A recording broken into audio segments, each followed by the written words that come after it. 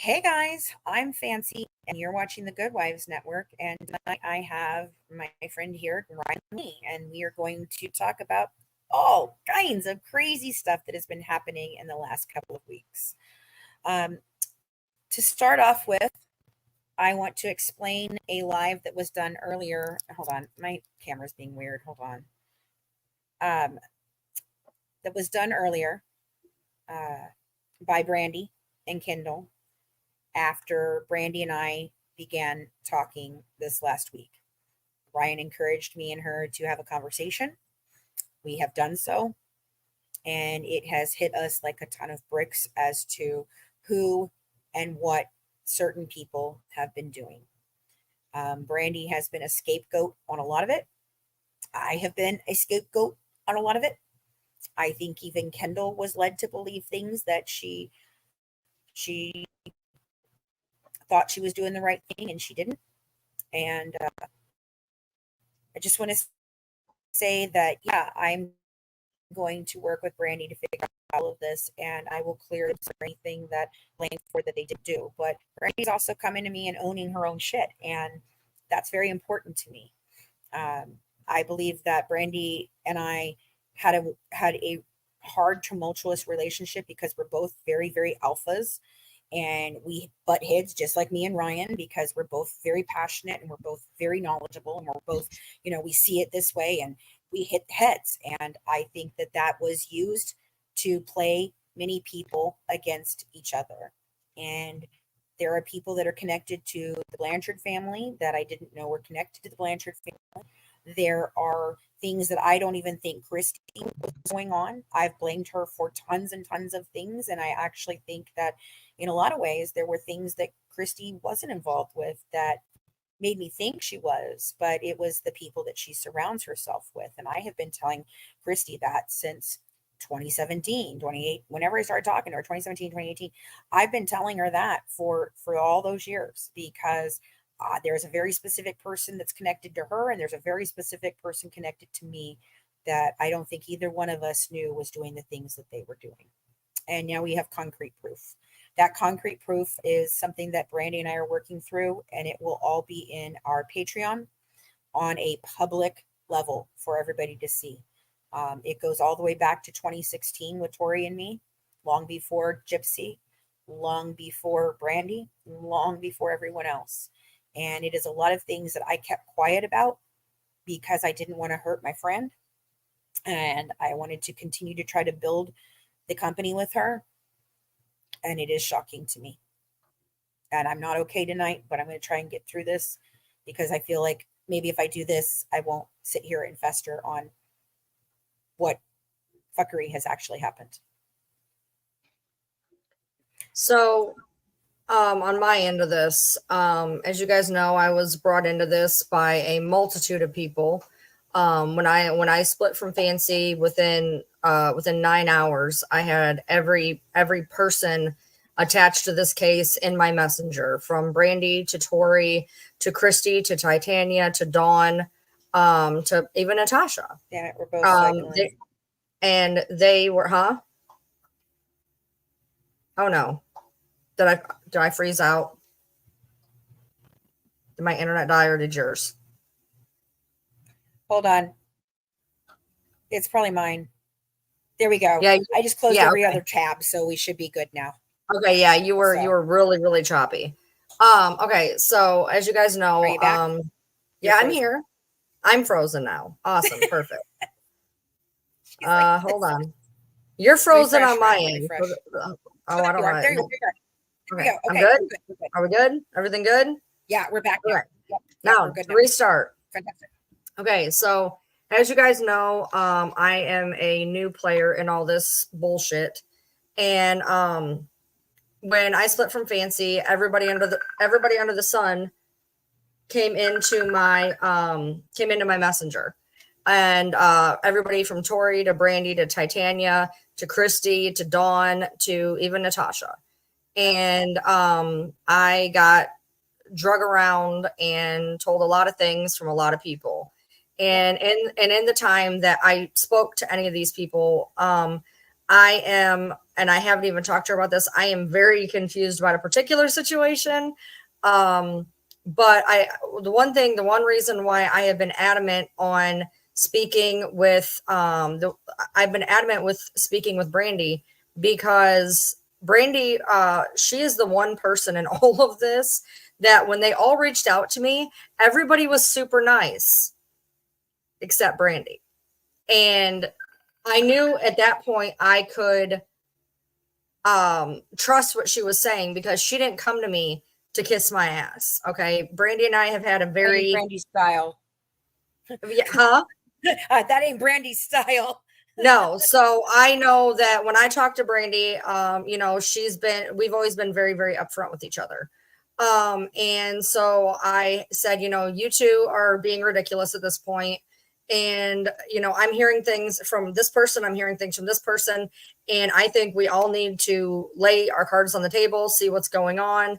And apparently they've done that. I've been brought in on about that much of it that there's one situation I haven't talked to her about that we're going to talk about after we get off this live, because you guys were sitting here waiting in the chat. So I didn't get to touch on that. But there is a lot of people that have been going down for a lot of things, that are being blamed for a lot of things. And hopefully everybody that has been falsely blamed will be exonerated, whether that means Fancy giving out a hell of a lot of apologies, or even if I've said something where where I'm wrong on something. I know what I think and what I feel. I would love to see a lot of evidence to where, if nobody likes to be falsely accused of shit. So we need to be able to really see what's going on. And in the weeks that have happened, we did not see it ending here. We were completely expecting something else, and somehow it ended here. And I'm very, very confused on all of it, to be honest. But I just wanted to say that it is as much as the fuckery has went on. One thing that Fancy just said is very accurate. Christy surrounds herself with fuckheads, and I've told her this. I've told her this numerous times. I warned her of Jasmine numerous times, and I've warned her of Dawn numerous times. And I warned her about Natasha numerous times. I warned her about all three of those people numerous times. She does absolutely, much like myself, surround herself with idiots. And that is not to say, as of yet, I see anything absolving on her end at this point. But there is things possibly that maybe when we tied it back that direction, maybe she wasn't involved.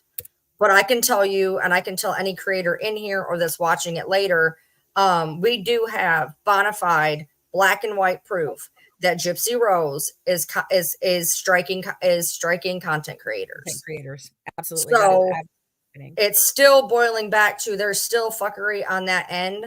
When and then I got sent a screenshot of her in probably Bree's chat saying that her PR was going to let all the copyright strikes expire because it's not worth suing anybody. That's not why you're letting them expire, sweetheart. You know it. They're bunk. They're bunk. They know they're bunk. It was a scare tactic. None of us got scared. None of us will be scared. And all it did was make you look like the desperate soul you are. So there is that. So where do you want to start? But the PR does what they are hired to do. They are at the behest of the person who is hiring. So when the PR struck all that shit, it was because Gypsy told them to, period. Yeah. And that's part of their plan. They have a whole freaking plan to, somehow rebrand a murderer. And I don't understand the concept of that in any way, shape, or form. I'm sorry, I'm not trying to hold up, but I'm actually trying to unblock Brandy because she's in the comments. And that was like the time I tried to go in your chat, and I'm like, I'm blocked, bitch. Like, what is your problem? Well, you don't understand. G, what are you talking about? What are you talking about, G? Yeah. I don't know. I don't know what G is talking about. Anyway. Oh, I don't know what you're looking at. I'm trying to see. Where the hell would it be? For God's sake. You can always Sorry, as message. soon as I get this done, then You can message I'll be anybody able. on TikTok usually, and she's got an email. You can email. What is it? What are they asking? Somebody asked if how they could get in touch with you. Oh, yeah. Tips for good wives at Gmail. There she is. Tips for good wives at gmail.com. All right. There you are, Bran. You're unblocked. Well, she could have came in my chat. She'd have been fine, but I understand, but yeah, I wanted, that's fine. She's unblocked. She's good. We're dual on Ryan and my channel right now, so you guys are getting it on both.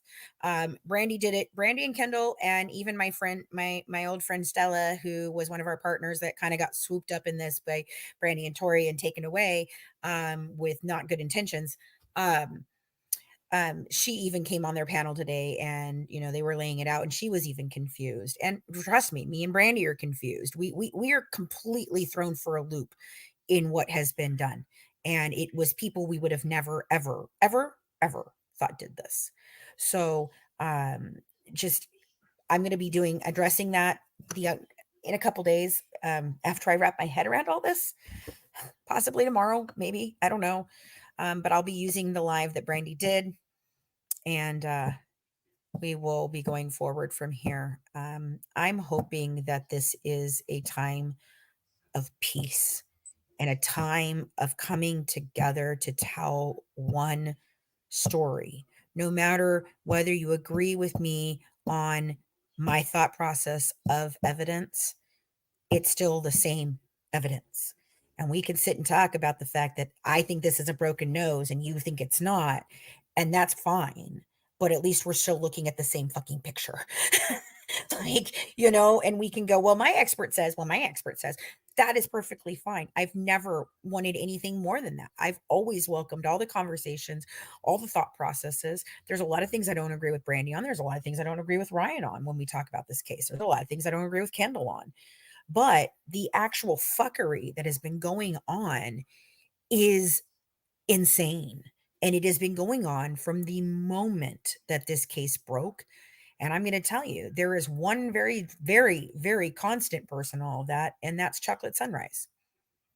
Very constant. She hated me from the moment I stepped into this case with Christy because I had Christy's ear.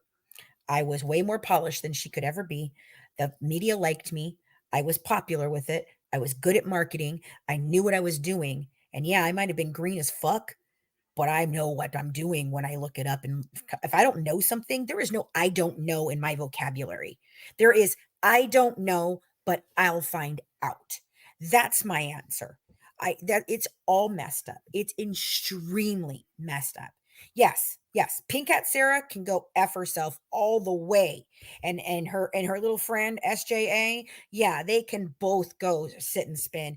I'll see them in court on the 4th, and I don't think it's going to go as well as little Miss Sarah thinks it's going to go. Yes, Nicolette, I do believe that many times she did not know what Chocolate Sunrise was doing because there are numerous conversations between me and Chocolate Sunrise and me and Christy. And no, Christy really had no fucking clue. I also don't think she knew how heavily she was involved with Natasha Cooper. She kept telling me that she wanted to take down Natasha Cooper, but that never freaking happened because every time we tried to, something would just magically not be right. And they pull out just like pulling out of the FBI. Yes, the Sarahs are connected. Yes, they are connected.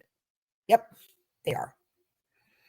Um, does that mean Uncorked is now on your side? I think that means that we're both on the side of truth and ending the fuckery, Sailor. I think that's what it means. Brandy and I have a lot of soul searching to do. We have a lot of conversation to have, to heal and possibly come back from this. I do want to say that, one of the things about Brandy and why Brandy always came back around and why I always let Brandy come back is because aside from Colleen and Christina and now Ryan and Mac, Brandy was the only other person who ever did her work, whoever had content and ideas and wanted to be better and wanted to improve and wanted to learn things, something Tori never fucking bothered to do. So just from my chat, I want to answer a few questions. Are we Okay. still against Sarah? Yes. That's not going away. Okay. No, That's not going away. Nope. Do you really think that Christy didn't know what Chocolate Sunrise was doing? Yes. Yes. When I called and told her what was happening, she had no idea, and she was actually extremely upset, and she was crying and whole nine. Apparently a few weeks ago somehow they ended up getting back in each other's good graces, and apparently after again more interference, that apparently is also an issue. I can also attest to the fact that I personally, which I have text messages of, the minute that I was involved, much like Fancy was saying, when Christy ousted Dawn, I got a message that me and Dawn, we should write a public letter and we should step away from the Blanchards, because again, it always boiled down to nobody could be around them. So Right. there is definitely reasons why people are doing this shit. Also, so does that mean Uncorked is now on your side? I think that Brandy and Fancy are now coming to realize that, much like what's been happening in the past X amount of months, there is a lot of people pulling strings to the puppeteers, and Yep. they didn't. I don't think a lot of people knew what the hell was going on. So I think that people need to start finding out what's going on. I need to stop watching social media. I get a headache every time I open a damn app trying to keep up. I will. Me and you are going to have a video call so that I can, that's my Amy right there. That's my Amy. Oh, okay. So who is Chocolate Sunrise? You're going to have to flip the words and do some math. Okay. You're just going to have to infer, because we're not allowed to say her name, because if we do say her name, she strikes us for privacy violations. Yeah. I got it. She's mad and she can't handle her own shit. That's the problem I've always had with Dawn. She can't handle her own shit. So yeah, if you And want to she know tells who me that she is, wanted me to just get her click on. name right. And then I got her name right. And what'd she do? She got pissed because I got her name right. Oh, you only wanted me to get your name right when it was beneficial to you. I see. I see. No, that ain't the way it works. Who is behind the plant accounts? So there is the Blanchard plant is just a girl that, no big deal. As for the other plant, that is a girl out of an area on the West Coast that is the they reached out to me a few days before they reached out to Christy, asking if I wanted to speak to Christy. I thought they were Christy. I asked them if they were Christy. It was very confusing. And next thing I know, Christy reached out to me, whatever. And apparently, in the time that they reached out to Christy, they became really good friends. And now, apparently, she is very over there, obviously. She is the one, however, and we have more text messages on that. Somebody just got. She is the one who sent Christy's message after she reached out to Christy. She sent Christy's message to a person who gave it to Iris, who gave it to Fancy, who then she got part of the message, and it looked like Christy was reaching out to creators. She did a post on it. And when we started talking, I said, you do understand this person reached out to Christy, not the other way around. So they were trying to set Christy up. Hold on a second, Ryan. Hey, G, I will unblock you as soon as we end. They apparently muted you by accident. So I don't know if they muted you for just this live or they muted you for more than one live. So I will make sure that I can take care of that. I don't know how to take care of it right this minute. So just so you can technically come into my live. I mean, either way, you'll be able. You can go over to Ryan's live. I don't think they didn't mute you over there. So no, sorry about that. That was a mistake, and we're just letting you know. Okay, keep going, Ryan. Sorry. What time does sunrise happen and what color is chocolate? There you go. Thank you, Miss. not grand color brown. And I think that's one thing that whether or not the Blanchard side wants to realize this is that in the beginning, when Planted reached out to me under Free Craig, and then Copus Coochie Timeshare, and then Planted Bunny, when they reached out to Christy initially, Christy gave me all the text messages. I looked through all my text messages, and I saw the video that Fancy put up, and Planted gave that to somebody and was in different messaging groups, different Discords, and different Reddits and whatnot. Basically, kind of against Christy, to be honest. And I'm not trying to start shit. This is fact. I have screenshots. So, I'm not really sure what's going on. Maybe she changed her mind. I don't know what's going on. I have no idea. I do know who she is. And she's gotten extremely vocal over the past X amount of time as they've started building a friendship. And that's all I can say on that. The Blanchard plant is just a random person. They were just trying to be funny. And as for Planted, get fucked. Essentially, get fucked.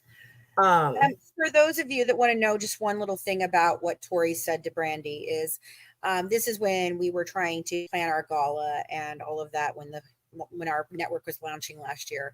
And she says, I'm real tempted to ask the judge for a lien on her company, her network, and any future businesses she creates until her debt is paid, which is, the fact that she took me to New York for our dead friend. But, and then she says, that would be some shit. I'm not sure I have any of that in writing. She just said it on the phone, but the judge can pull up her history and see that she's filed for bankruptcy. I mean, I can go on. She literally went into the groups in Lexington while we were planning the gala and messaged the people inside the gala telling them that I did not have a nonprofit and all this other shit. So I will put all this out and it is all coming down the pipeline. But I just want you to know, she literally stole my company. When I said she stole my company, I was not lying. And Brandy didn't understand why I was saying that. And now she knows. Just saying. But going back to what you were talking about, Planty. Because I basically, yeah, she is following a lot of the hate accounts. If you've ever paid attention to any of the hate accounts, it's approximately, I know I'm not saying it's the only thing, but you see the same 20, 25 people on pretty much every single hate account. They're all connected. They all make them. They all follow each other. They all think it's hilarious. And there is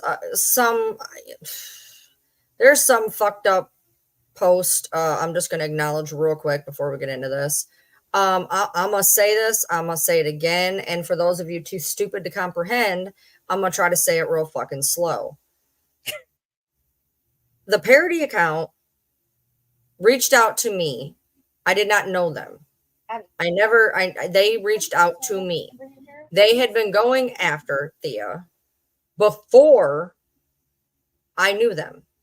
I have never been in her account. I have never used her account. She has literally told you guys this. This isn't me trying to shirk responsibility. First of all, if I got something to say, I sure as hell wouldn't be sitting here saying the things I say if I could go be a nameless, faceless little pussy ass bitch. Okay. Right. I never was in. Do I know who the person is? Yes. I've never, ever said I didn't. But that does not mean because I knew who it was that I ever got into the account. And while I'm at it, neither did Courtney. Just because me and Courtney happen to know this person, as do about a dozen other people, so we all got in the account? Are you fucking kidding me right now? No, this person has been doing what they've been doing on their own for, I don't even know how long before I was even in the picture. So that's also Chocolate Sunrise 101. She always is claiming that somebody has hacked her, or somebody has done this, somebody has done that. That's what they all claim when they realize they fucked up and they've been caught. They try to say that, oh, that's not me. I didn't do that. I wasn't the one. Someone must have hacked me. That's their whole freaking bag. And I just want to know how many hackers really give a shit about Gypsy Rose fucking Blanchard, because there seems like there's a lot of them that do. I want to know. I mean, I didn't realize how many people were getting the fake account, the fucking spam accounts. I mean, there's at least 6 or 7 now. Even people I'm not meaning to be mean, but not big content creators. There's a couple that I don't even know if they post gypsy content really. Oh, Nicolene, no. We have a special party planned for Miss Thea. No, she's not just a pick me. She's a real fucking fucker. But as far as that goes, for the people out there trying to slap my name into it, I've never hidden. Yeah, I know, I don't right? need to hide. Okay. Lord knows I have said enough to piss enough people off with my face that I don't need to hide. I say what I need to say. And that's at this point, y'all, even those of y'all saying it, y'all fucking know. You just want to try to pin blame on me because it's easy and I don't know, maybe makes you You're an sleep easy better at target. night. Yeah, I You're an mean, easy target. Like I'm an easy target. We're explosive. We get angry. We get frustrated. We get overwhelmed. We get tired and we say shit and you like it and you think it's fucking funny. And it's easy to blame us for all kinds of fucking shit. Just like it's easy to blame Brandy because she's mouthy and she's shitty and she says things on her mind and she ain't afraid to fucking say it. But you know what the difference is between me and Ryan and Brandy and the rest of these fucking fuckers? I say it with my whole fucking chest. And if I that's said what it I and I was can't wrong, understand. then I will absolutely fucking say it that I was wrong. But when I said it, I meant that shit. And I said it with my chest and I was full force in front of it. I can't understand, I mean, at this point, the person who Oh, runs that yeah, account Ellie, you has will. has went live with me. They have told you themselves that I have nothing to do with this. At this point, there's nothing I'm going to be able to say or do because obviously you guys are too fucking incompetent and Mhm. unintelligent to understand that even when the person that is behind it says I have nothing to do with it, I don't know what to fucking tell you, dude. Right? I Right. Everything that I've ever said about Thea or Midnight has come out of my mouth. Mhm. I say what I have to say, and I'm not going to go hide behind a fucking account and be miserable. Like, I'm an adult, and if I want to say something, I'm going to say it. And I don't need to hide. So I want to show something real quick. I showed him the other night. But if you guys want to think about something, there's this whole thing about how I've taken the community, the entertainment community here, and I've screwed them over and I've done all of these things and I've lied about it. And I keep talking about these $2.2 million in contracts that I do have. I just want you guys to understand these are real contracts. I have the signed copies actually in my thing. That's Danielle Campbell. That's Jackson Rathbone. That's Henry Cerny. That's Sloane Siegel. That's Becca Tobin. You might know her from Glee. That's Rick Hurst from General Hospital. Sharon Conley from The Blind Side. Nathan Parsons from The Originals. And Iron E. Singleton from The Blind Side and Walking Dead. Yeah, they were all signed. And you know what? I made a mistake when I signed these because I didn't know at the time because I was a green producer. I was doing something well out of my element, but I was winging the hell out of it. I did not know that I could tie those contracts. They're called pay or play, which means I have to pay them regardless if the project ever gets made. But that also means that they have to participate at any point in time if the project gets made. Okay, so pay or play. All right. I could have tied those to an escrow account if I had known and been guided by the right people to do so. I did not. And everybody thought that was a big fuck up. But you know what that is now? That's actually how I'm going to get sends made because that is actual name talent that is signed onto my project. And now I have distribution. So funding's fucking easy to get now. I had the funding for this. I had it all except for the 20% that a friend of mine brought a fraudulent person. He did not know they were fraudulent and attached it to it and it all fell apart. And Tori knows that. Do you think that she's gone around and said anything? No. She literally left me holding the bag, looking like an asshole to the community, and then basically lied about all of it and saying she had nothing to do with any of it. So I am so angry. This goes so far back for me. It's not even funny. I have not had good people around me since 2016 when I first started this. And you know what happened this last year? I got good people around me. I found Ryan and I found Mac and I found my mods and the ladies that actually gave a shit about me rather than somebody who just wanted to ride my fucking coattails forever and ever and never freaking do a damn thing to contribute to anything ever. Ever. and one And then they thing convinced Ryan of the same thing that she was just going to be the next person that wasn't going to have done enough for me. Nah, that's not how Ryan rolled. And she knew that. And I told her that. And they still fucked with her head. One thing that's frustrating, I keep seeing over and over, that there's Ryan and Fancy playing victim, playing victim, playing victim. At some point when we're trying to show you guys stuff, and I don't know if you just don't want to listen. I don't know. I'm not sure what exactly the problem is. It's not necessarily even I don't know what your guys' game is.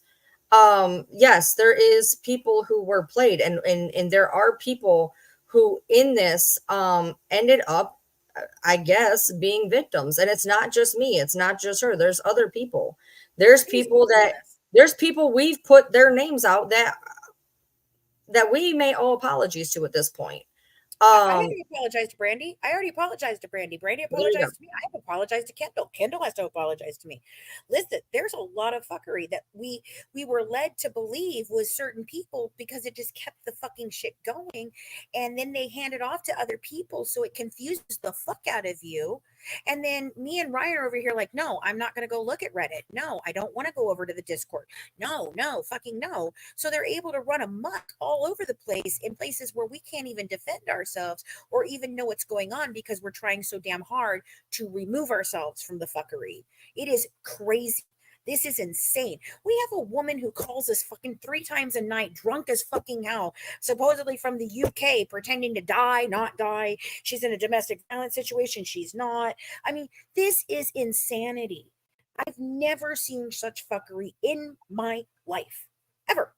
Ever. I mean, literally yesterday she called you and then literally barraged you with text messages that were absolutely insane. I mean, more insane than she normally is. Really insane. is. She's really unhinged right now. She is really unhinged. Like really, really, really, it's bizarre. Like I knew she was nuts, but like yesterday took on a whole new level. Yeah, yeah, yeah. I'm not even, and I have that, all of that. I have all of that recorded, crystal clear recorded. One of the problems with one of the things we're going to talk about tonight is that when I did it, I was on my phone and I was trying to record it to StreamYard here, and the sound is horrible. We may, since you have why Tori was in a, it was is a snake from the start. Nicolette, I do, but I'm not ready to talk about all that. I will lay that all out for you guys when I have the time to, because to be honest, I have to figure out exactly what approach I'm going to take with this. There's a lot of avenues that I need to look at before I start talking really heavily about this. Okay. So the thing that we're talking about tonight, unfortunately, we're trying to clean up the audio if needed. Yeah. The problem is you have to literally put on headphones to hear 99% of it. But it's come to light. Yesterday some people were coming into my chat saying, did you hear about Melly? Did you hear about Melly? And I said, well, I know about Melly. What do you know about Melly? And they said, well, apparently she was on a panel and there was some people who called her out, and people who had recordings. So we're not the only one. When she came to Fancy, she said that she had went to Katie Joy. Katie Joy, I guess, apparently Katie had also acknowledged this on that panel or something, that she had went to Katie. I believe she was going to go to Natasha. You froze. You're frozen. Let's see if she comes back. Play. Ryan, you're frozen. Maybe view from stage. There we go. Okay, that was weird. Okay, that was so weird. All right, so she claims to be Christy's cousin, and she came out with a wild story. We're going to talk about the wild story, and I'm gonna let you guys know ahead of time that she was. Now, here's the problem. So Melly came with a lot of things that nicely fit in Fancy's theories and Fancy's box of wanting to believe. And so I'm on StreamYard. It was me, Mac, and Fancy, and she's playing us this recording. We are all wearing headphones. There's 3 of us in the box, and I am literally just sitting here going the entire time. Just I'm Right. literally I'm laughing. I'm like whole thing, and she's like no, listen, and I'm like this is insane. Like you cannot It believe is. you cannot believe this. No. And so this girl apparently is we are not the only person she's doctor shopped this to. I don't know if we maybe we got more details. I don't know. Like we have an hour-long recording. So this isn't just like a 10-minute recording or a 20-minute No. recording. This is like an hour long. It's 55, 57 minutes long. And she was really hoping let me jump in for a second. But Let me jump in for a second. Look, me wanting to believe it or not wanting to believe it was irrelevant because I brought it to Ryan and Aim and Mac because I was like, okay, this is what I have. This is where I'm at. This is what I know. But we need to vet these things. This is why I never ran with the story. Now, I had the story before anyone else had the story. Okay. I did. And the way it started off originally was we've had it a week and a half. We've had it a week No, and a we've half. had it longer than that because Macy came to my team and originally asked me about Melly and telling me, hey, she's claiming to be a cousin. Here's all the numbers she's giving me. Starlight came to me to verify it, and another content creator came to me to verify it. The original freaking number that this woman said was Christie's number. And so I said, yes, that's Christie's number. And yes, I do know that there are cousins that are around here. And let me find out what I know. So Macy then comes to me and she's telling me all this stuff about this cousin who knows everything. And she was at some New Year's Eve party, and this whole freaking thing begins to form. So I said, well, I don't know what the hell you're talking about. Let me hear. So I start hearing her name being dropped in all these little panels.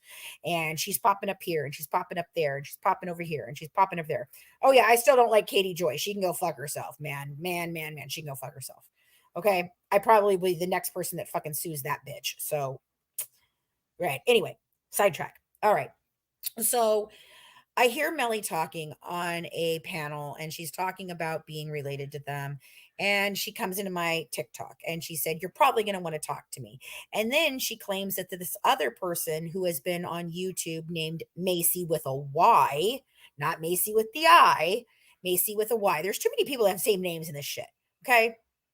So she tells me that that's her daughter. There's no way that's her daughter. And that woman seemed to me to actually have real legitimate stories. And I'm still trying to talk to her because I don't know if she just piggybacked off this girl's stories and thought, hey, I'll just make it happen over in TikTok. She'll never know. And I'll just claim she's my kid when we obviously know she's not. So I don't know. I still have to run down that whole part. But Macy, who was working with her, she was all excited because she now had a real inside source, she thought. And this woman convinced her of this. And that made Macy think, oh my God, I'm going to be TikTok famous because that's what she wanted to be. And she wanted to be a big player in this, but she doesn't know how to be a big player. She completely has no common sense of what to do. She left a whole thing today. And it's just like, basically, poor me, poor pitiful me. I've been abused by all of this. And I didn't mean to do all the things I did. So I'm trying to vet Melly through all of this, and she starts getting in my inbox. And the first thing she does is send me a text message showing me that, the type is Psycho Christy. And it's this whole thing from Christy, like laying her out and everything. And so I sent it over to the team. And Ryan goes, that's not Christy's number. And I said, no, you're right. It's not Christy's number. No. Let's do this right. Did I do it? Well, yeah, because I said originally it was, then I had to go look for it. And she puts the screenshot in, which I thought was overkill. It's called Psycho Christy with a knife. Okay. Automatically red flags are going off. Exactly. He puts the number into the chat, and we're 10 minutes maybe into this recording. And I went, So I looked at the phone number and I pulled it up on my phone. And I went, that's not the same number. She's like, yes, it is. I was like, no, not. She's like, she has burners. I'm like, I don't care. I was like, look, here's the difference. But to be fair, she has burners. She's used burners on me several times. So here's the problem. So, and this is where I started to drive shit home to her. The problem was there was only one number off. Like she fucked up just one number. And I was like, all Right. right, cool. How is she getting text messages from Christy when that number is not attached to Christy? She cannot be getting text messages from that number when that number is not correct. So at that point, she goes, oh, wait, yeah, that's not her number. And so I'm like, all right, so we definitely have an issue here. Go ahead. Right. And then there's an 818 number. And I'm like, well, that's an LA number. So that's definitely not No, Christie's. there was a 313 number, which is Detroit. No. It's an 818 number. It's an 818. And then I think there's also a 213 number, not 313, 213. There's a 313. We had a whole conversation about this because it's a Detroit number. There's a 313. Way too many fucking numbers. Jesus. That one that so the one that you sent me, because I said, why the hell does she have a fucking Detroit number? Because that's where I'm from. They used to be my area code. So I think maybe that's her number, not because I'm in the save of Psycho Christie, the other number is a 313. And that's the only reason why I know that, because I said, why the hell does she have a Detroit number? Hold on, let me look at it. Hold on. I just want to make sure, because I remember us talking about it, but I can't remember how it went down. So, okay. Nope, it's an 818. 818. There's a 315. There's another one in the screenshot that you sent me, bro. There's another one. I'm telling you. Yeah, I would not have brought it up. Right. So she's got numbers all over Hell's Creation at this point. Yeah, so she's got numbers all over Hell's Creation. Okay. So I'm hearing these things, and I decided, you know what, I'm going to talk to her. So Macy comes to me today and she's like, hey, can you come on this panel with me and Melly Mel? Well, this was a point in time where our team had realized that that Macy was doing a lot of fucking things. And I think a lot of it had to do with Pink Cat at the time. And thank you, Mac. Yeah, see, okay, I remember the 3. Exactly. Thanks, Mac. Okay, so my team will back me up on this. There is a lot that Macy did that Macy pretends other people did. She did it. There is a lot of things that she blames other people for because she wants to be able to say, well, I didn't do it. I was taken advantage of. No, Macy does her own fuckery. And the people that have been protecting Macy, dude, those people are so clueless to what she really is like. We've been dealing with her for months, okay? I've known her since January, back when, when I first met Sarah. Yep. Question. Is this? Yep. This is a 2-part question. Is this the Macy that has made fake profiles for every person in the game? Yes. Is this Macy Pomerantz? Yes, it's Macy Pomerantz. She can go get fucked. She's made 3 fucking start pages in my direction. All right, continue. Okay, so I tell Macy that morning, because I talked to Alicia, my big Alicia, not little Alicia, and I talked to Danae, and I talked to Mac, and we had come up to the conclusion of Macy's just fucking not helpful. We're not going to be able to help her. We've all been trying to guide her. We've all been trying to help her. We've all been telling her this fuckery needs to end. Okay, and she would not listen to us. Just would not listen to it. Yes, she's the young kid with the glasses. Yes, okay, she's like 22 years old, lives at her grandparents' house. Okay, so she comes to me. She asks me to do this live. I tell her, no. I said, no, sweetheart. Look, I have been trying for months to explain to you that the misinformation from the snark pages and the satire shit that you're doing and all these things are things that I have massive problems with, especially considering that I am the original truth teller and I stand on the fact that all I ever give a shit about is truth. And here you are out here putting out shit that people think is the truth and it's clearly not. And you just think it's funny. I've had many conversations with you about this. I'm done. I'm not coming in your lives anymore, and I will not be on any panels with you. And several of the members of your panel are people who talk shit about me anyway. So no, ma'am, I'm not coming. So then she runs back to the live that she's on with Melly and these other people. And she tells them that Fancy won't come on this live because she doesn't like Melly. And so I get her, immediately my team tells me that's what's happening. So I messaged Melly and I said, hey, just to let you know, I have no problem with you. I don't even know anything about you yet. I understand that you're probably, you said you're a cousin. I need to talk with you about that. But here's the deal. I did not tell Macy that I didn't want to come on there because of you. I told her I didn't want to come on there because of her.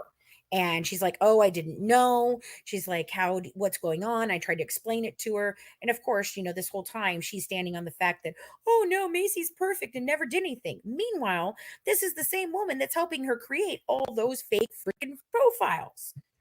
So finally, She jumps in my box after that. And that's when she started with here's the freaking messages from Psycho Christie. And then she keeps going further and further into this freaking conversation. So then we get to the part where, I had an interview with her. I recorded it. Ryan and Mac are listening. And Ryan, of course, is like, this is fucking bullshit. And I'm sitting there going, look, could absolutely be fucking bullshit. 100%. But with all the fuckery that's going on in this shit, we have to take everything as a possibility of truth and everything as a possibility as a lie. And then we have to figure out whether it is one or the other. So here it was what I have. Let's listen to it. So we listen to this. And she continues hitting me up in my messages. And every single time I tried to like vet something, it just never quite made sense. So I did not run with the story. I was waiting. And then I don't know, 3 days ago, all hell broke loose on TikTok over this, and everyone lost their noodle. And Melanie has admitted that she's not a cousin, and Macy wasn't involved, but Macy is involved. It's a whole fuckery. And one of the things, and we didn't even catch it when it was She did not build Gypsy and Dee Dee's house. Oh, get the hell out of here! That woman single-handedly, lives in a whole other state. Single-handedly. One of the things that started off with the whole thing is she started off the recording with saying that she was at the New Year's party that made it on the show, that made it on Instagram, that made it everywhere. She was there, and it was at Christie's house. Now, at this point, she is literally, the girl did good, She told me she had a diagram that she drew of the inside of the house. Where the table is? We were standing but my problem was this. It was too much information. So, so my friend, after I get off the phone, I'm like, look, I said, we got a crazy story. I said, this girl claims that she was at this New Year's party with Gypsy, and Gypsy essentially confessed. And she says, oh, you mean the one at the apartment? And I said, hold on, Glitterbug. No, it's not Cats and Crochet, although maybe it could be. I don't fucking know how many profiles this woman has. But the one that she used on TikTok was Melly Mel, and it had like rainbow flags around it. So there you go. Keep going. Right. No, about Cats and Crochet building the house. I don't fucking know. So she says, oh, the one at the apartment. I said, no. I said, this girl said that they were at Christie's house. And she's like, I literally have the recording that was at Gypsy's apartment. And I was like, we didn't even catch that. Because we were trying to listen to everything. And that seemed like such a stupid thing to lie about that it didn't even occur to us at that moment. Right. But that was something that my friend caught. But I also want to explain why I thought that her story could be true, being that she's a long lost cousin and things. Okay, so back in the day when I was friends with Christy and very close with her, she actually found a long lost brother. She found a brother who had been adopted out or whatever the heck it was. It's her half brother of her and her sister.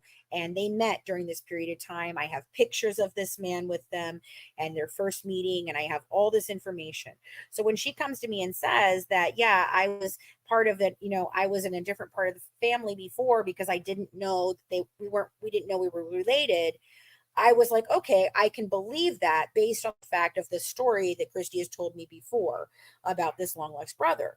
And there is also all these different things down there where they find out they're related while sitting in a freaking in the beauty shop. You'll be sitting next to somebody and they're like, oh my God, we're actually related. That's how it works down there.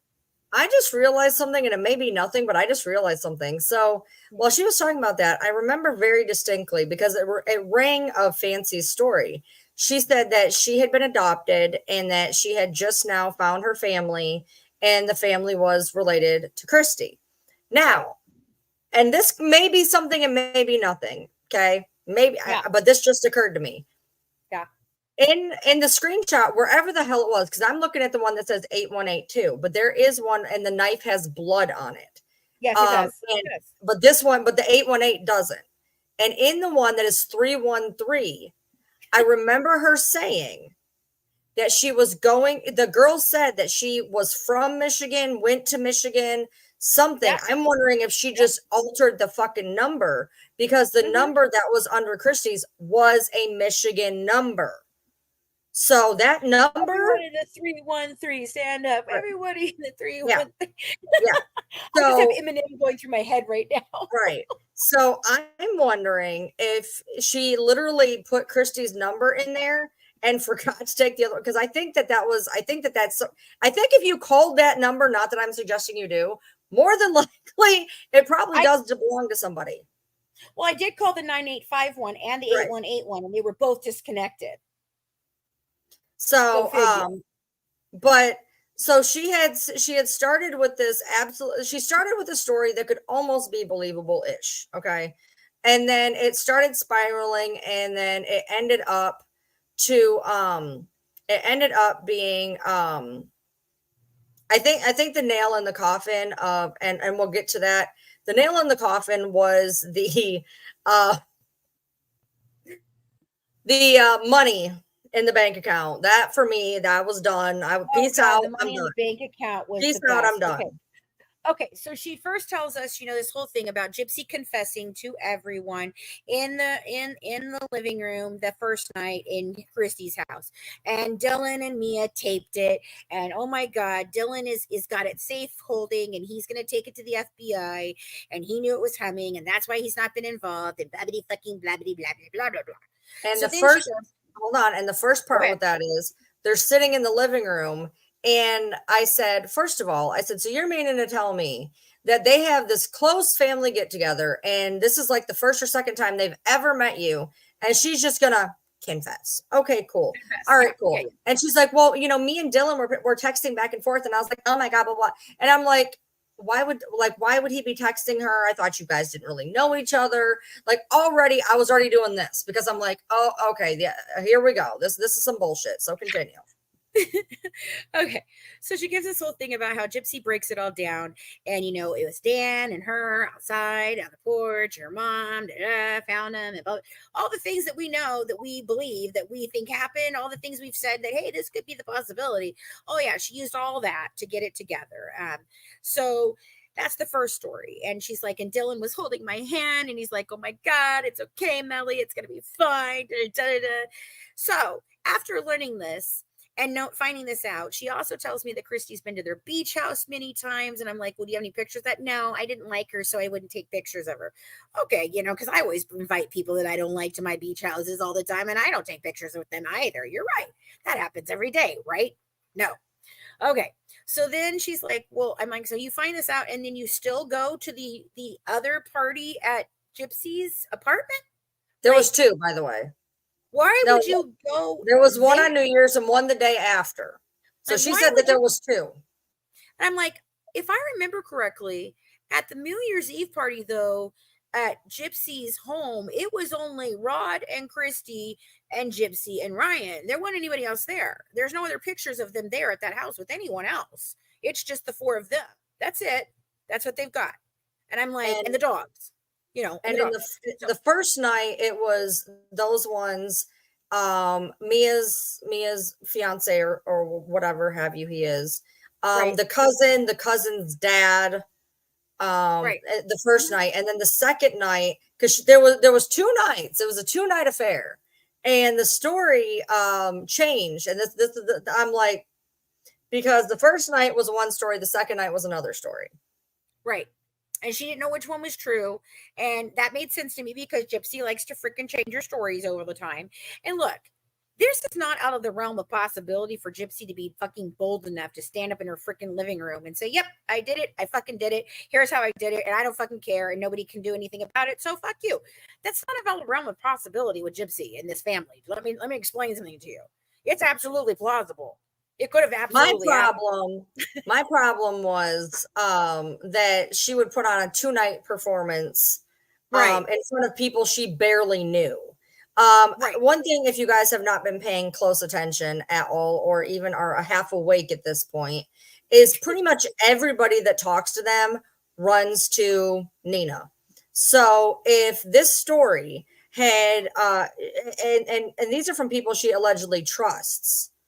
So why the hell, after everybody, running to Nina or running to whoever, is she going to like give her all confession, not once but twice, to a girl she's barely met? So already Right. red flags, complete However, red flags. however, Nicolette, to answer your question here, so Gypsy gets out of prison after 8 years and tells everyone she did it. Do you know how many people in prison she told she did it? Do you know that she told the women that she met at Greene County all kinds of shit? And we have that in the freaking writing that she did, and they gave statements about it. So, yeah, is it possible that Gypsy would just fucking spill her guts to anybody? Yeah, because you know what? She thinks she got away with it. She does not think there are any other charges that can come at her. She doesn't fucking care, and she's been bragging about it for years and years in prison. It's she's told all kinds of different stories every which way. So yeah, no, I think at this point Gypsy would tell her freaking, the grocery store clerk something different, and be like, yep, I did this and that, because she just is so freaking pathologically lying all the freaking time. I just think she thinks there's no consequences. I just think she thinks that there's no rules that apply to her, because the rules never did apply to her. And so, is it possible that she would just tell a random person this, that Christy and the rest of them said is a trustworthy part of the family? Yeah. Yeah. Now, Even on day one.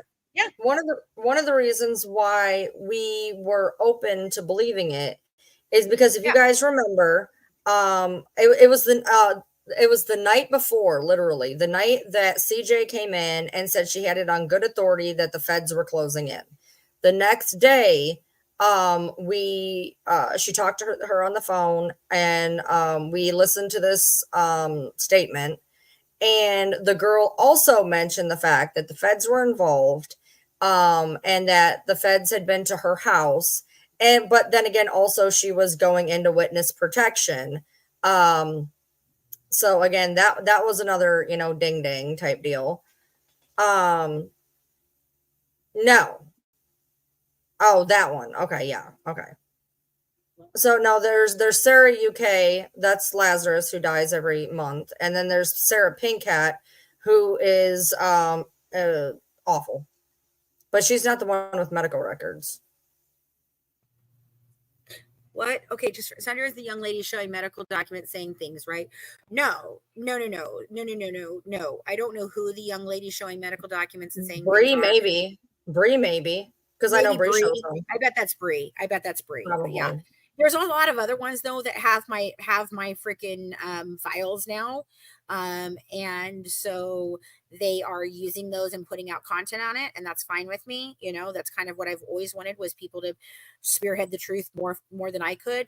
Um, Pink Cat Sarah is not involved in any of this that we're talking about right now at all. This is literally just a woman trying to cause crap ton of fuckery for scamming purposes and monetary gain. I do want to So say though, now that since that was brought up, and her name came up in conversation, I do have to laugh though, because I saw a video of and this is prevalent to what I was about to say. I saw a video of Bree basically trying to tear apart Becca Scoops, and I had to yeah, laugh because in order to debunk Becca Scoops, she was actually using Fancy's documents. And that made me and a lot of people in the comments laugh, because one minute Fancy's falsifying documents, and the next minute they're being used to debunk somebody else. So I just wanted to throw that out there, that was fucking wild. Anyway. yeah, and Bree, when you read the history, the history of things, yeah, none of that can be true, and all of it could be true. It just depends on which doctor it was for the day. But if you actually read like the things that the doctors do, and the lab technicians do, and the radiologists, and all of them do, instead of just one little paragraph in a paper you don't clearly understand, you might actually know something and be logical and able to discuss this case with some amount of knowledge. But since you don't know how to fucking read properly, nor interpret what you're reading, you are never, ever, ever going to be able to discuss this case with any level of credibility or knowledge, because you are too blind and you don't even know what the fuck you're reading. Do you know why I didn't take reading the medical documents by myself? Do you know why I hired 8 different fucking nurses to do so? Because I didn't understand what I was looking at, because I could read it and still be like, yeah, I don't fucking know. And so Colleen, with a master's degree, who you all fucked over and tried to hurt and take her license for nothing more than her interpreting the fucking records, though she had every right to do, she is who helped me figure this all out as far as the medical documents. And she did a damn good job. The only reason she got anything wrong is one simple sentence: Gypsy has no long lasting effects. That was the story they told us. And since that was the story that was told to us and nobody could unfucking verify that, because we didn't know all the things that we know now, that since she's been out, we didn't see her with her little medicine bag, sitting on a bed. We could not verify that there was anything wrong with her, that there was something still going on, because we didn't have that information. And so, yes, when Colleen looked at everything, she interpreted it as exactly what it was by reading that actual thing. She's saying, yes, okay, so she's got this ear infection and that infection and that infection. The only problem is she was given faulty information on purpose to actually, like,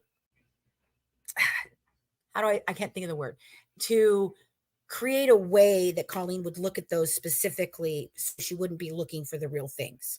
I don't know how to say that better, but basically it just made her misinterpret what she was looking at, because she had an alternate story that didn't fit the narrative, and we could not figure out why it didn't fit the narrative. We kept looking at those medical records going, they don't make sense, they don't make sense, they don't make sense, and that's why they didn't make sense.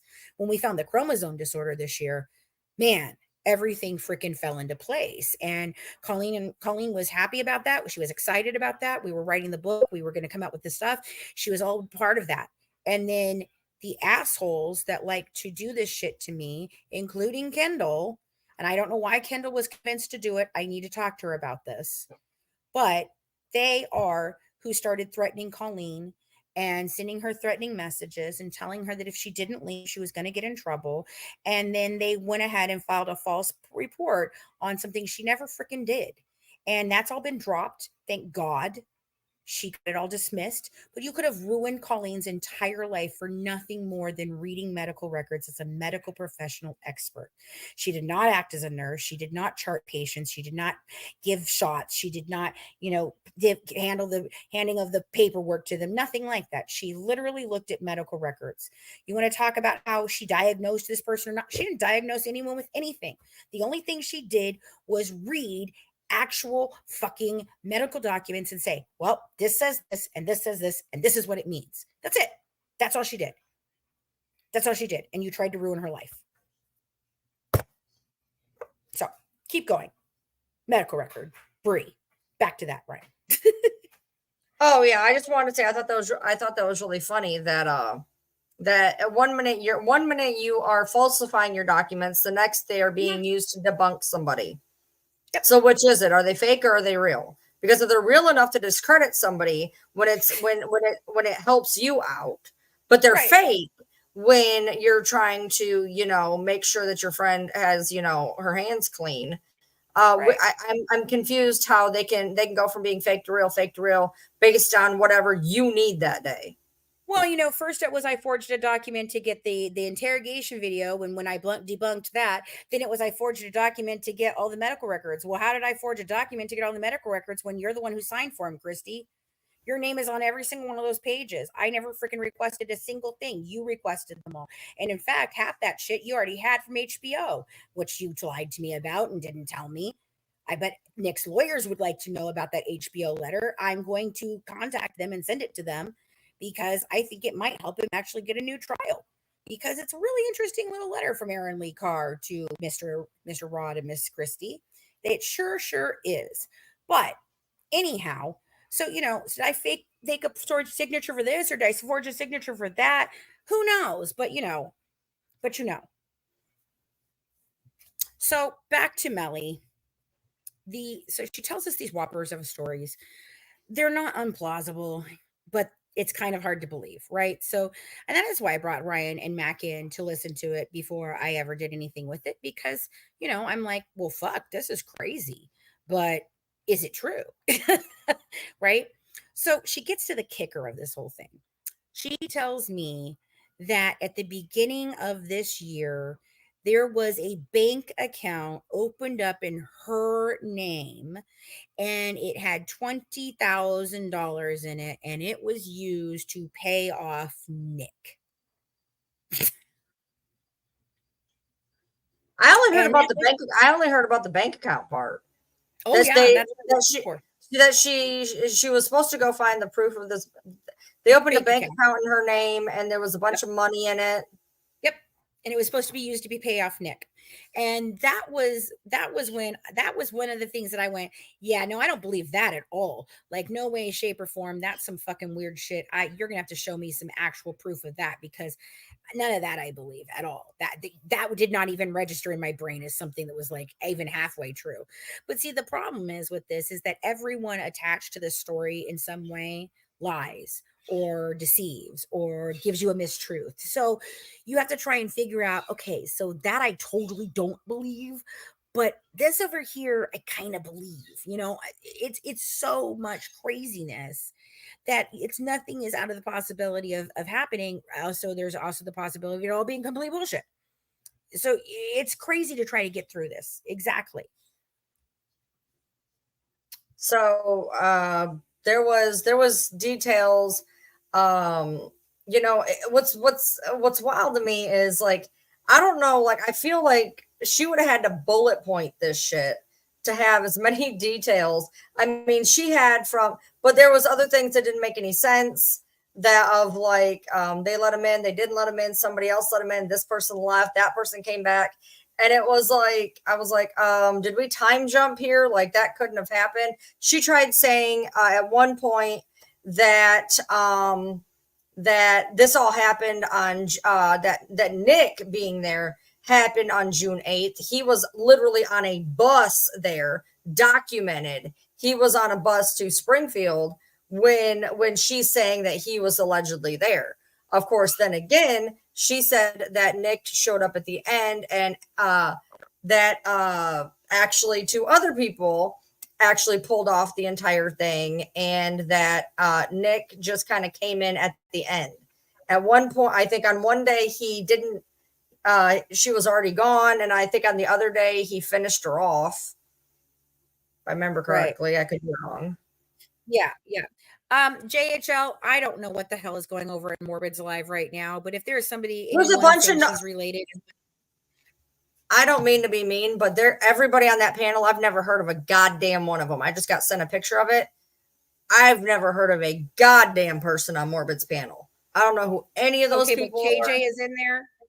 But KJ is in there and she's saying she's not related. I'm going to tell you what.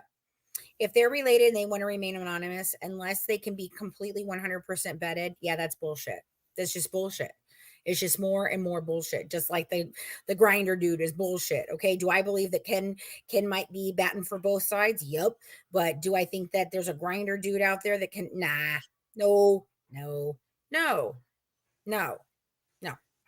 So person on the panel is Melly Mel. Oh, maybe she's raised her head again. Supposedly she was arrested yesterday. I don't fucking know. According to Macy Pomerantz, her friend was arrested. I have not figured out what friend was arrested or why they were arrested, but yeah, they were arrested. Yeah, well, Melly Mel is the one we're talking about. Right. Melly Mel is the one we're talking about. And Melly Mel went around lying to everyone about everything. She was on everybody's panel saying all kinds of crap and da-da-da-da-da. And everybody started going, well, wait a minute. She told me this and she told me that. And oh, wait, did you hear this? Oh, no, I heard that. And I'm through this whole thing, I'm listening to everything everyone's saying, and I'm literally trying to vet everything with her and catch her. I'm either going to catch her or I'm going to find the truth, right? That's it. So she starts in with this wild story about Dylan sending her a picture of Ken and another guy kissing. And I'm like, do you have the picture? And let me see if I can actually get it where you guys can see it here. Hold on. Let me see. Where is Miss Melly Mel? Melly. Okay, let's see here. So here's Melly Mel. So let's see. And all this came to a head because because Macy started getting all in trouble for all this shit, and we were laying it on hard, and my other friends were laying it on hard, and we were going really hard at her, and Melly was trying to say it's not her and da da da, and she finally took responsibility for it because, you know, oh, here's where I said, so do you have any pictures of you with them, not just that night but ever? It will help collaborate your story. So this is where I'm basically like, nah. She goes, I do not, but I know Dylan and Mia does. And I said, not even like when she came on vacation? And she says, no, because I didn't care for the situation. I said, oh, well, okay, well, could you ask them to send you one? It would help verify you were there. And she's like, okay, nothing happens, right?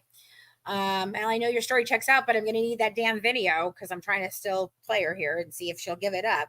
I haven't heard from them yet. And then I kept going. That's not Macy. Macy's not doing all of this, is what she's saying. I want to get to the point where the hell is the Ken thing? Damn it. It's got to be in here. Hold on. Let's see if it's in here. There's a lot of other players involved that she sent me freaking pictures of. Hold on. I'm looking. I want to show you guys this because it's fucking hilarious.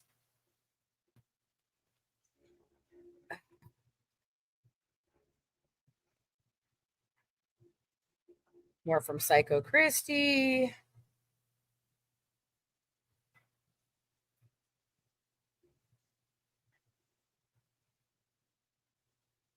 Oh, where the hell is it? Do you have the text from Dylan? Oh, here we go. It's a video. Hold on. Let me. So she plays this video for me. These are all the texts from Dylan. That isn't Dylan, by the way.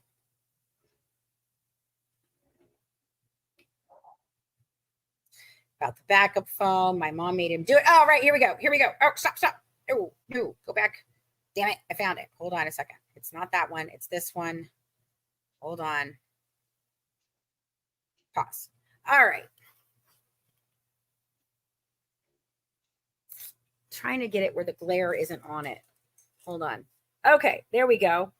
Can you see this? Ryan, can you see this? Yeah. Does either one of those people look like Ken? Not even close. Not even close. Maybe if they had a suntan. So Ken is cheating on Gypsy. Mia caught him red-handed. He was kissing a guy. She got the pictures. I will send them soon as I can. And I said, she goes, that's not him. I said this. That's not him. It's Adobe stock. What the fuck are you pulling here? Why would he send you pictures that aren't even Ken? Clearly, we would know it's not fucking Ken. And she's like, I don't know, but that's what he sent me. And he told her that if anything were ever happen to him, that it's in his iCloud. But he said he's going to get someone to get in it, so he wanted to make sure he got it to somebody who was a trusted journalist. So, that's why she picked me, because I'm always telling the truth about this,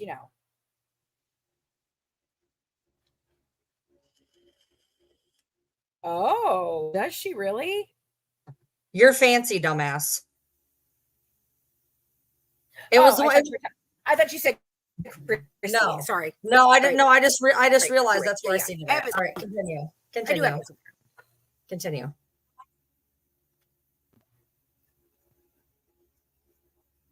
What? Say that again. I said continue. Go on. No, you got a robot and I couldn't figure out what you said. Oh, no, just go ahead. Sent a photo. Okay, so anyway, talking about Dylan, and Dylan is telling her that Mia caught Ken cheating with a guy and da-da-da-da-da. And I'm like, you've got to be kidding me. Why would he send you this? I don't know, but he did. And I'm like, that makes no fucking sense. And so, I'm going back and forth to Ryan and Mac with this, and we're just dying. Like, at this point, we're like, yeah, this is some bullshit. I'm like, yeah, but how am I going to prove this shit? Because I don't know how to fucking prove that it's bullshit. Meanwhile, there's Wildbird and a bunch of people over on TikTok that have been all these freaking things with her and Macy, and it all comes to like this crashing craziness, and it's insanity. The woman has scammed people for money doing this. She's been homeless or something. It was just a whole freaking damn thing. It was huge. And I'm just like, thank God I didn't run. No, I didn't go reverse image search it because why would I? It's nobody. So hope you're well, right, everyone. So yeah, I think Jeanette, you were even one of the ones that was in there at one point in time in one of these panels at one point in time. If you're the same Jeanette as over on TikTok. So yeah, like I mean, this is completely insane. And we're like, wow, this is nuts.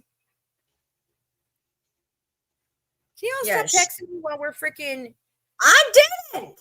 no, not That wasn't you. me. It's the other people. Can you all fucking stop telling me about Sir Morbid right now? I don't give a flying fadoodle I gotta what go. Sir Why? Morbid is doing right now. My Not question you. is this. I know, but my question is this. Why do you keep telling us what's going on Morbid? There's not what is going on Morbid that we would care about? Not meaning to be mean. What is Apparently, there to there's care about? somebody up there pretending to be freaking one of the people that's there. Oh, and now Ruby Godejohn is up on his panel. She's been up there for a while. She's been up there. Okay, Nicole's there. I do recognize Hannah. Casey is there. Okay, I know that person. I know Pink Cloud. I do not know Cold Box. I know What a Bug. And I don't know now any of there's those Ruby people. Godejohn. This is nuts. This is nuts. Well, I saw a TikTok where Ruby said that you unblocked her or something. Okay, yes, that's a totally different girl. She's not Macy. So she didn't understand why we were blocking her that night. And she got upset because we all thought that was Macy coming in on her fake accounts. Because she first came on Ruby Godejohn, then it was Candy something, and then it was Sobel. And I'm like, dude, Macy, fucking stop. Well, it wasn't Macy. So she messaged me. I got sent the video of her saying her face, her real face, saying, "Oh my God, Fancy blocked me," and I was like, "Oh fuck." Okay, so I messaged her and blocked her. I messaged her and said, "Hey, you know what? That's not okay. I'm so sorry. I thought you were someone else. This is why I thought you were someone else." She's like, "Oh, okay." I'm saying everything and all things about Jip, and now she's telling everyone how she attempted to kill Dee Dee with rat poison and failed. Well, I mean, rat poison has been all over this case from the very, very beginning. So I don't know, but it could have happened because there is a second time that Nick said she tried to unalive her mom before the BB gun incident or at the time of after the BB gun incident. We don't know any actual details about. So could it be rat poison? Just like it was supposedly rat poison with Emma and Laura and this other woman? Yeah, it could be. But I don't know. I don't know. I don't know. Nice, Rainey. Again, nice. Again, it's like, can you just say, nah, that's not fucking true? No, we can't. Dee Dee's Ghost is actually your favorite, I won't lie. Yeah, I like that one too. Oh, these are all little Macy's friends. I see. Oh, I see. That's what's going on over there. They're all Macy's friends up on Sir Morbid's panel, so whatever. Anyway, back to what we were talking about. Where were we in the story now? Well, I mean, do we go almost all the way through it? Do we go into the specifics of the details that she was trying to give? I mean, yeah, let's do you go with that though. Well, I mean, there was sidetracked as I will. There was everything, and I couldn't give you the exact order because it was a wild ride from start to finish. But essentially, Nick was there before he was there, except he came after. Thank you. That and the way that it was hard because it's unbelievable as I'm going to make it sound. It sounded semi quasi believable when she was saying it, but it was, it wrapped up everything into too good of a bow. Dan, what started with it was she said that she knew the story of where Gypsy and Dan were sitting out on the porch, and that Dee Dee found Gypsy and Dan out on the porch, and apparently that's what led to everything happening, and it started on the 8th, and that there was this big altercation, and somehow, I can't remember how, somehow David Blanchard showed up, and him and Dan both were involved, and then she wasn't gone yet, and so Nick came the next day, and like he didn't want to do it, and like she like basically made him do it. And she took his hand and she did it with his hand. Yeah, the whole thing. Yeah. And apparently she she had sex with both Dan and David. I thought that was of note. She had sex with both of them apparently before Nick got there. And then the other night it was after that it was kind of the same story, but things were kind of done a little bit differently. So speaking of that, Veronica sidetracked me. Yeah, that would explain the bed. Veronica, that sidetracked me. Somebody posted a mugshot of a guy named Brian, maybe. That's somebody. Golden? Yeah, I think No, possibly. it's a different person that's connected to them on their Facebook's friends. Yeah, it's not Brian Well, Golden. no, I mean he's got a record longer than my yard. Yeah. It's not Brian Golden though. It's not the guy she dated while she was in prison, while she was dating Ken. It's a different Brian that knows David Blanchard, Dan Glidewell, and all those fucking fuckers. Oh yeah. Did he ever show up on the news like they said he was going to? No, I don't think so. I think that was another one. Yeah. But that's what these people do. What are you talking about, Veronica? A Tate or something? Tate is one of the brothers. Tate is one of the brothers, and one of the brothers' kids. I think is one of the brothers' kids. Tate is one of the brothers' kids. He's married to a person that both Ryan and I know. So that's who Tate is. Yeah, there's Evans, Tate. Yeah, Tate is Tate Sr. and Tate Jr. There's two of them. They like to use the same names in this family all the time. So, God, David Blanchard's friend of the family. Yeah. Okay. Anyway, go back. Keep going, please. Well, I mean, the story took an hour to fucking tell y'all. I mean, we had it literally from the moment it started till the moment it ended. Filled with details, said in a way that was plausible, but it all just tied too neatly in a bow. Yes, exactly. It put David there, it put Dan there, it put the fact that the bed was such a fucking coded mess that it looks like it's more than one person. There was that it wasn't in her room. It started in a different room. It was basically every theory that has ever been thrown out ever was somehow put into this perfect little bow-tied scenario. Yeah, exactly. And so it had enough details to be believable, but way too many details to be believable. Like, right. If you understand. It was like a fine line. Like it was hard. Oh, go ahead. Sorry. Well, no, I mean, it was like a fine line because, it was like, well, maybe Gypsy was telling her all of this and she was embellishing. Maybe Gypsy was seeing if she told this story, if somebody would run with it, because, they love to leak shit. And a lot of the story, especially in, I believe the first version, absolved Gypsy of a lot of shit. Because apparently, for whatever reason, it was Dan and David. And when I spoke to a person that apparently a lot of people don't like on this panel, they had also heard that Gypsy was throwing around Dan's name, probably because she was pissed off that he had testified at Nick's arraignment, which, I mean, honestly makes sense that, she would, try to have a vendetta against him or whatever for essentially, outing the story that she tried so hard to hide, which was that Nick was not the one who brought these personas. She was. She went by different names. She had different personas. She was the one who dressed up and cosplayed, and that she essentially introduced him to it. So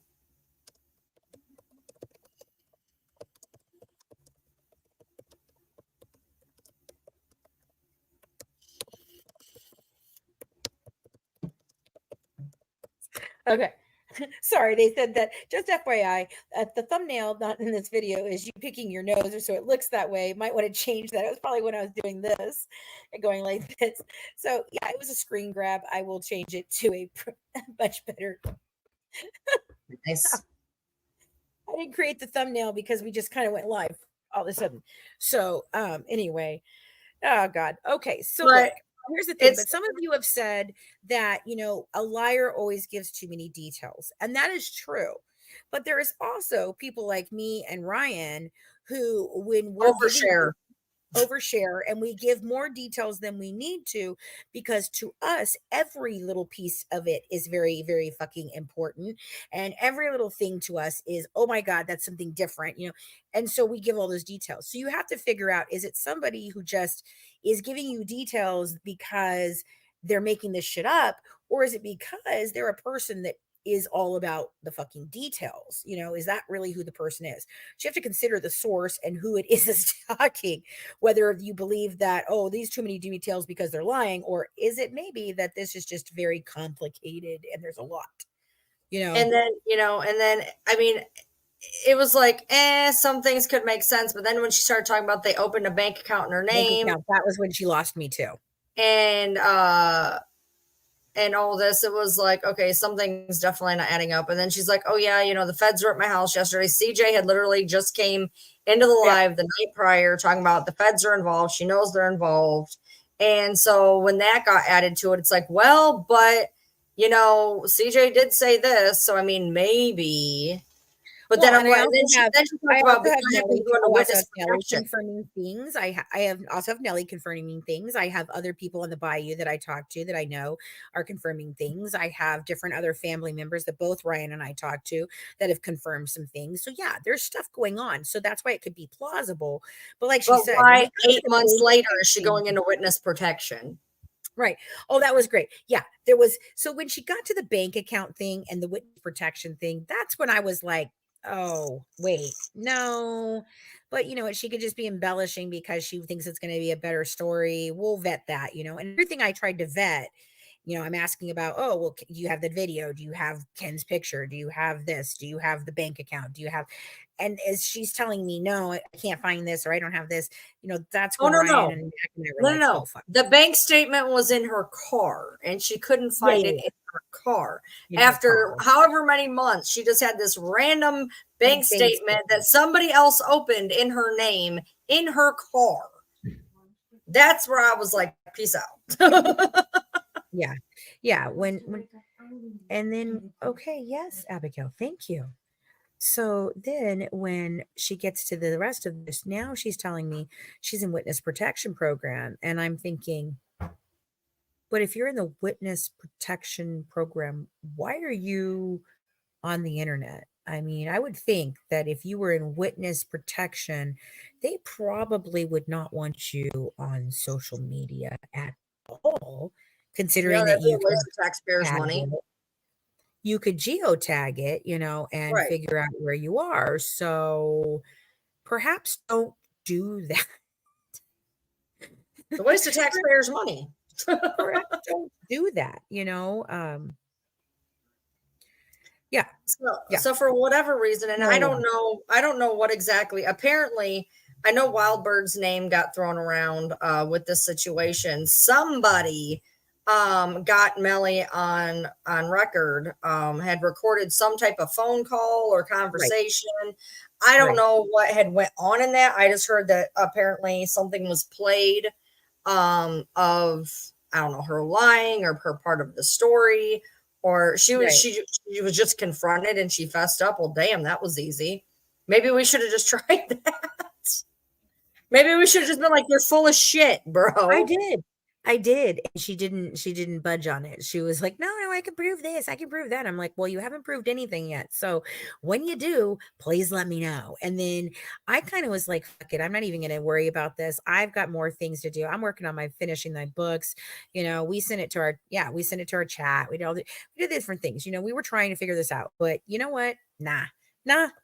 So I was like, I'm not even going to run with this. If it comes out later that it's true, fabulous. We've got the recording. We have this information and we'll be able to vet this, But if it doesn't, I'm not going to allow this to blow up in my face again, Right. The biggest thing that we were waiting on is if somehow, CJ was very adamant that these feds are getting involved. And with her saying that, we were like, all right, look, when it is well known and well proven that the feds are showing up, then maybe we can look at this with some, with some authenticity. But until that happens, like, this is just some girl on the internet that's probably just wanting to feel important or For something. 15 minutes. She wanted her 15 minutes.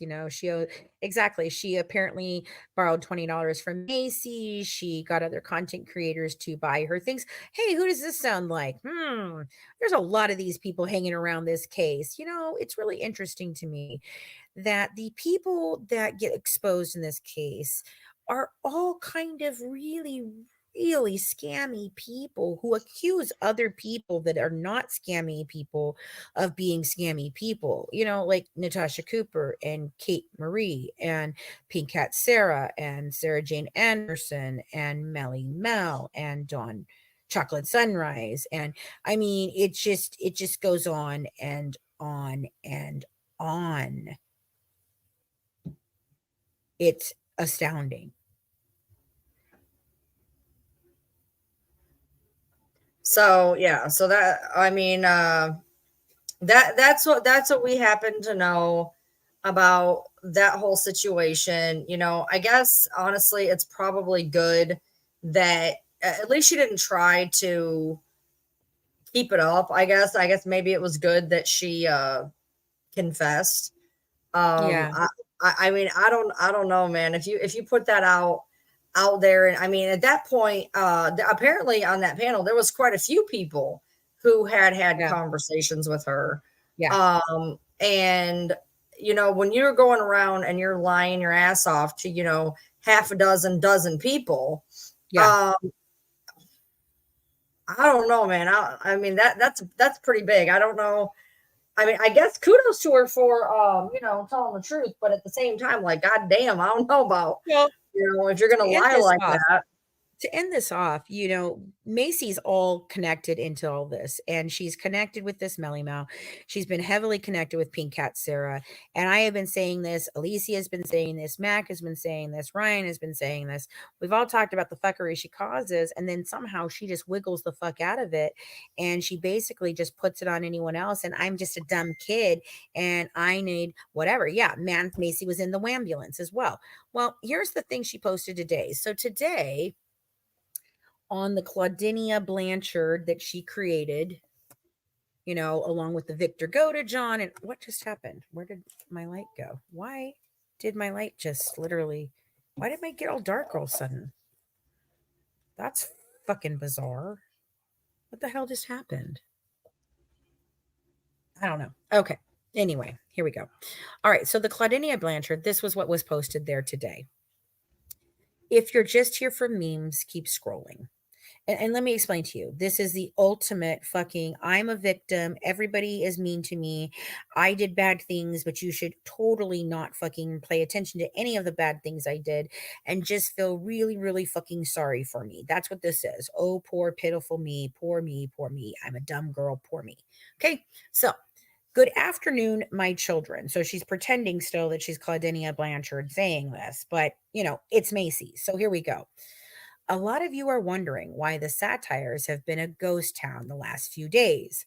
A few days ago, I woke up to not only my friend being in jail, but also a harassment strike from Facebook for my post defending myself against a bully I will not name. I've had a full 48 hours away from Facebook to reflect on what this page means to me and what it cost me.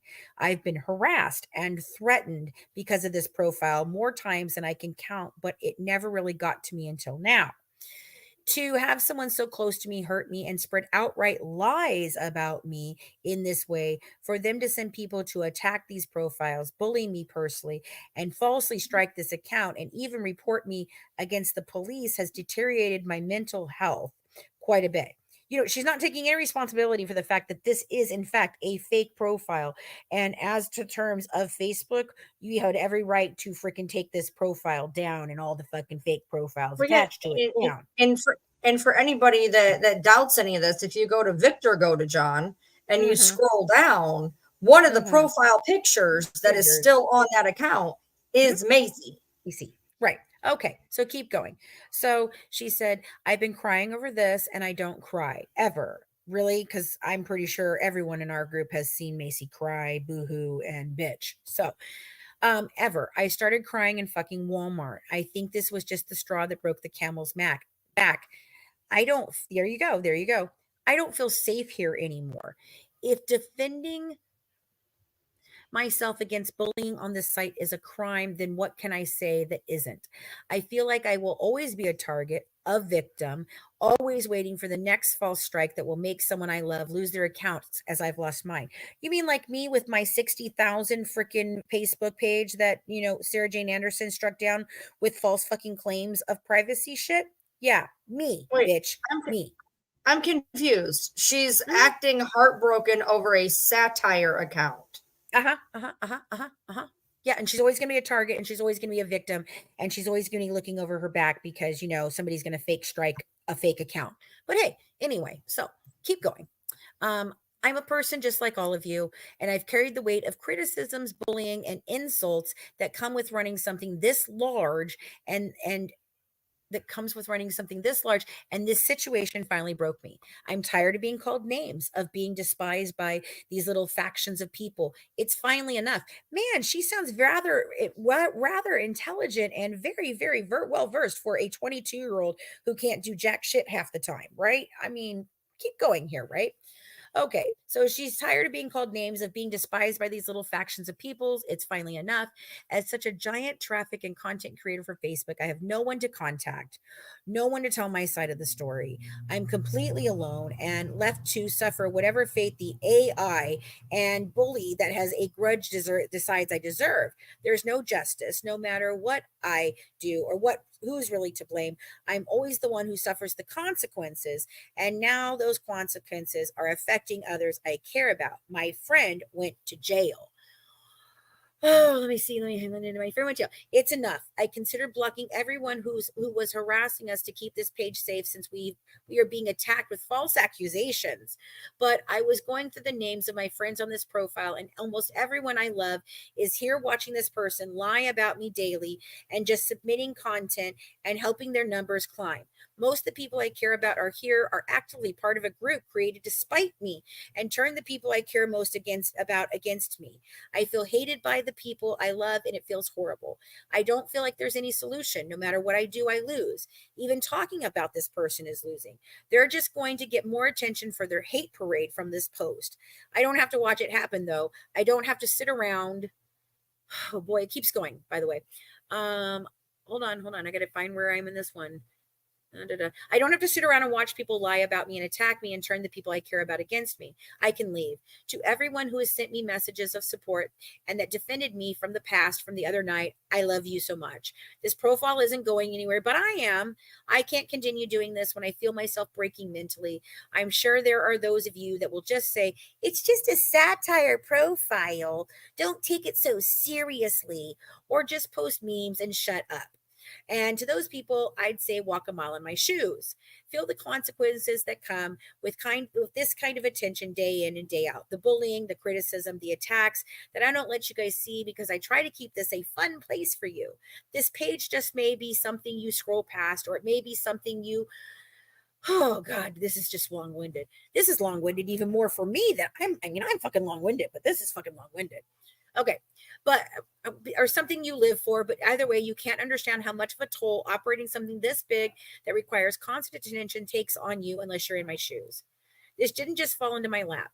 I worked so hard to build this page into something you'd love and feel connected to. Abby, are you okay? Okay. Oh God. Okay. Are you okay? Sorry, she almost fell in the shower. Jesus. I wanted it to feel like a second home for those of you who have very little else to look forward to. And I feel like I've succeeded in doing that. But now it feels like this home and this family I've created are being turned against me, and it's not something I can continue to deal with. For some people, this page is what gets them up in the morning, and that may make some of you laugh, but it's a fact, and it means a lot to me. This is a wonderful place, and I'm so glad to have made so many wonderful memories with you people. I'm not going to forget about you, but I need to distance myself from this page. I will be handing the reins over to my trusted team. It'll be a bit rough go in the beginning, I'm sure, as I've always been in control of everything done in this group. You'll notice a change, but I'm sure they will do well in my absence. Oh God, we're the last page. Thank God. Okay, so I'm sure they'll be do well in my absence. Do not contact me on Messenger, or as I will no longer be checking that due to me no longer using this platform. You can reach out to me on TikTok at doggylover2002. That's Macy's fucking profile. If you ever want to talk, any of you are still reading this long ass shit, I appreciate you. Take care of yourselves. I love you all. The bully wins this time. Wait a minute. No, I need to go back so many places here. So she created an atmosphere and a home-like place that it's the only reason people get up in the morning to visit a page of a dead woman that you are mocking. Mm-hmm. And that you have made a myriad of pages of all the players of murderers and dead people. And this is a fun, happy place that people want to come to and their second home. This girl needs fucking help. Well, I also don't believe she wrote this either. I believe that her little friend Queen Diva wrote this because it's far too eloquent and too well fucking. There's just no way Ray Macy wrote this whole fucking thing. No.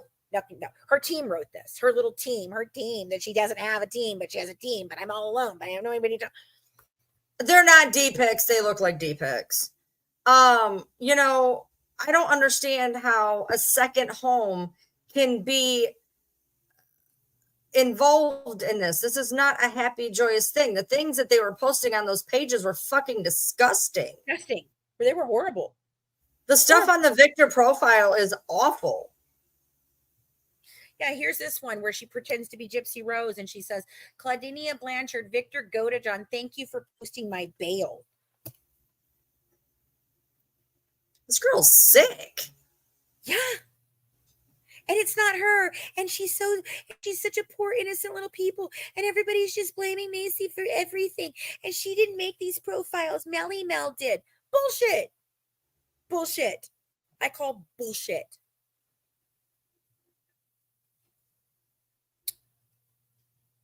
But remember, guys, I'm Crazy Fancy and Ryan's lying Ryan. You're right. You know.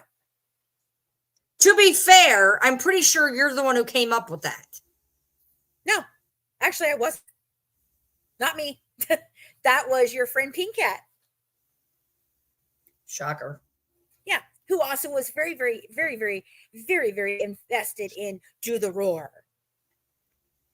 Shocker. Oh, she thought that was the most hilarious thing she'd ever seen. She wanted to know if I showed it to Craig and my daughters. And I'm like, no, they don't want to see any of this shit. And she'd say that to me all the time. Did you show Craig this? Did you tell your daughter this? I'm like, no, because they don't want to deal with any of this fuckery. Dude, no. Everybody coddles her, Danae. That's the problem. Everyone coddles Macy. And that's what Wildbird and I were saying the other day. Everybody fucking coddles her. Thank you for the Cash App. Thank you very much. Thank you. A margarita for all the fuckery. Thank you. No, I'm having a real hard time with the fact that, I mean, she did not write that. No. I mean, she did not write that. I mean, that is, and I'm not trying to whatever, but y'all have dealt with her, okay? She didn't write that. I do think her and Pick Me are still friends. Yes, I do think they are still friends. Yep. 100%. Yep.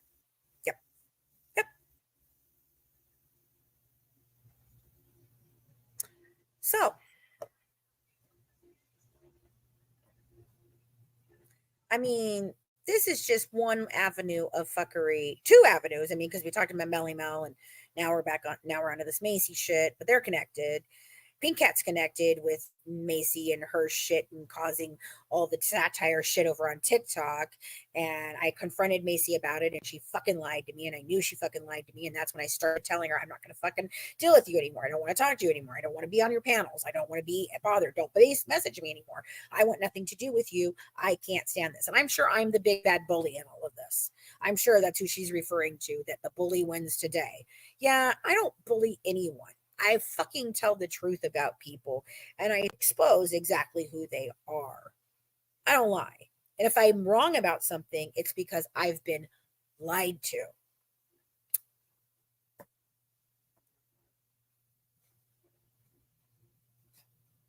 There's literally a Facebook profile for Gypsy's wheelchair. Mm-hmm. Yep.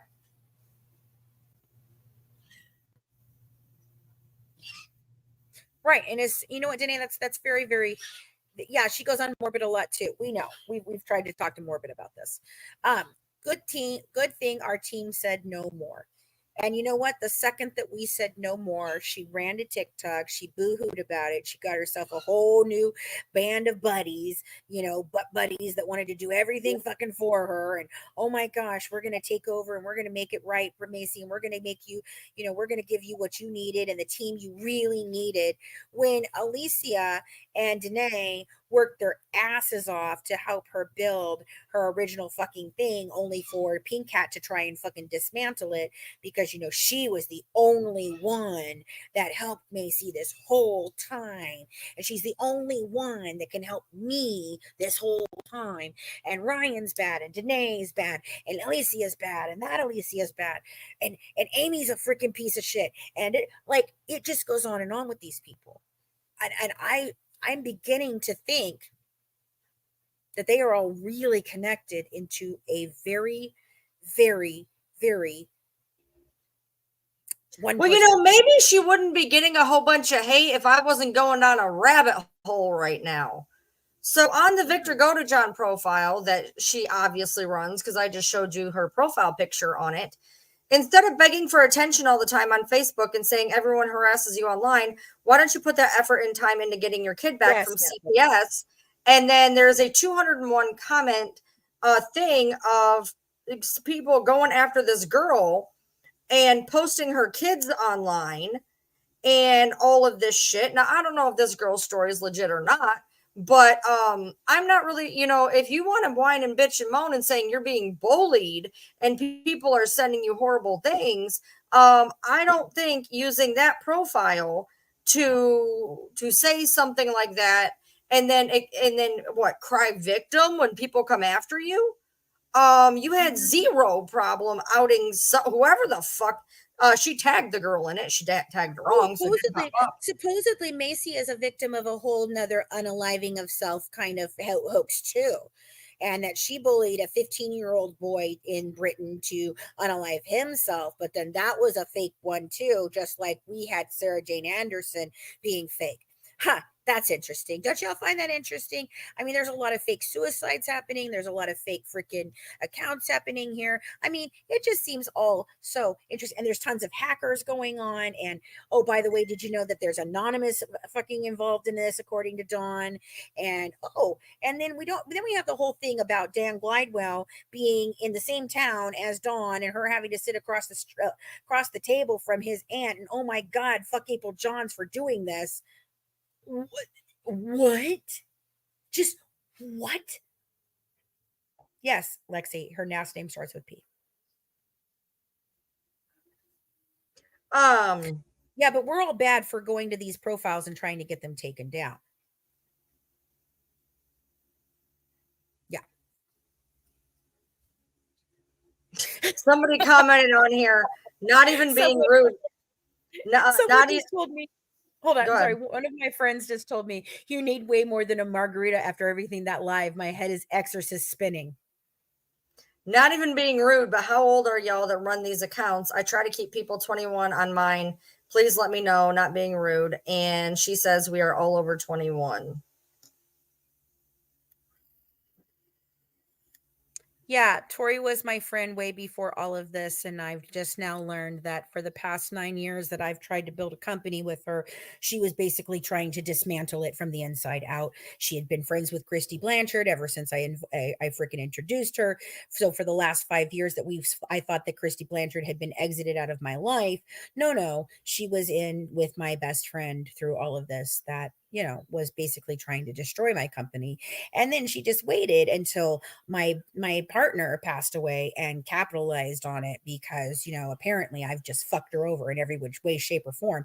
Must I remind you, Tori, about Christmas lights and Crime Con? Yeah, Colleen's never going to forgive you for that. Just never. Just so you know. This whole fucking thread is fucked up. And I mean, no, I mean fucked up. There's people, yes.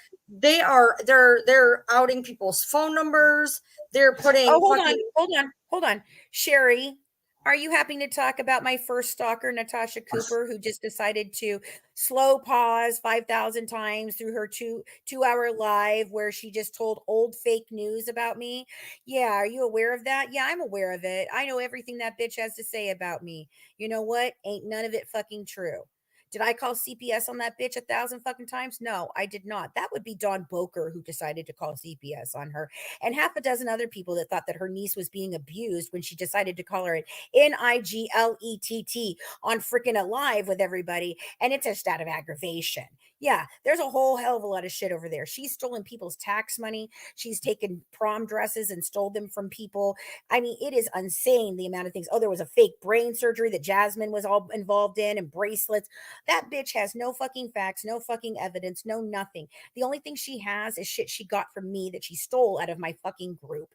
She didn't bother to go and freaking pick up the FOIA request that she never put in, even though she told everybody. She didn't freaking interview anybody. I don't even have confirmation of any time that she has actually spoken with Nick Nicholas except for a few select emails back in the day. She doesn't have any fucking facts. She's a fucking piece of shit. And I tried really damn hard to try and give her grace this year because I'm working on grace and peace real damn hard. But y'all are making it real fucking hard to get grace and peace. So yeah. Oh yeah, there's a whole freaking thing with Natasha Cooper. I'll lay that bitch out. Don't you worry. It's a coming. And I think Brandy's going to help me do that one real well. We've been waiting to lay her out for a very long time. So yes, I'm aware. Yep, I'm aware. okay, so on the long ass fucking diatribe that you just read, somebody said this is more than satire. The woman behind this account was sending rude messages to people and making smear groups to harass them, and now she's getting scared because law enforcement is taking action. Yep. Well, gee, I mean, I know that she's made at least 3 in my direction. And you keep telling me that you don't have a case. We do. We have an absolute case. We do. That's the thing, Ryan. This has gone well past just internet drama. This is bullshit. This is putting people's lives in danger. Macy, cut the bullshit. Macy, cut the bullshit. You've put Colleen's life in danger. You've put Ryan's life in danger. You've put tons and tons of people's lives in danger. All for the love of a fucking murderer and her con artist family. Okay, here's one. Macy, cut the bullshit. You and your friends have been doxing people, making fake screenshots, hate groups, and sending abusive messages. I'm sick of people defending you saying, oh my God, how can you people get mad over a satire account? Add me senpai. When in reality, you are using satire accounts to harass real life people who have nothing to do with Gypsy. Do not go making long paragraphs and pretend sob stories to get attention when you were the one who started all of this. Grow up. You're in your 20s and you sit on your ass all day, hiding behind satire accounts, stalking disabled people and harassing them. And when you get called out for it, you start crying like a toddler and expect half the internet to take your side. Go seek psychiatric help, you nutcase. Yep. And just remember, the whole reason I met Macy was because of Pink Cat Sarah.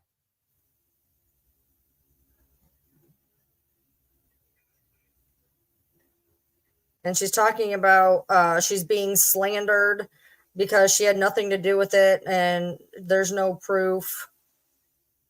Except for her picture. Who the hell is Trisha Paytas? Apparently she has an account.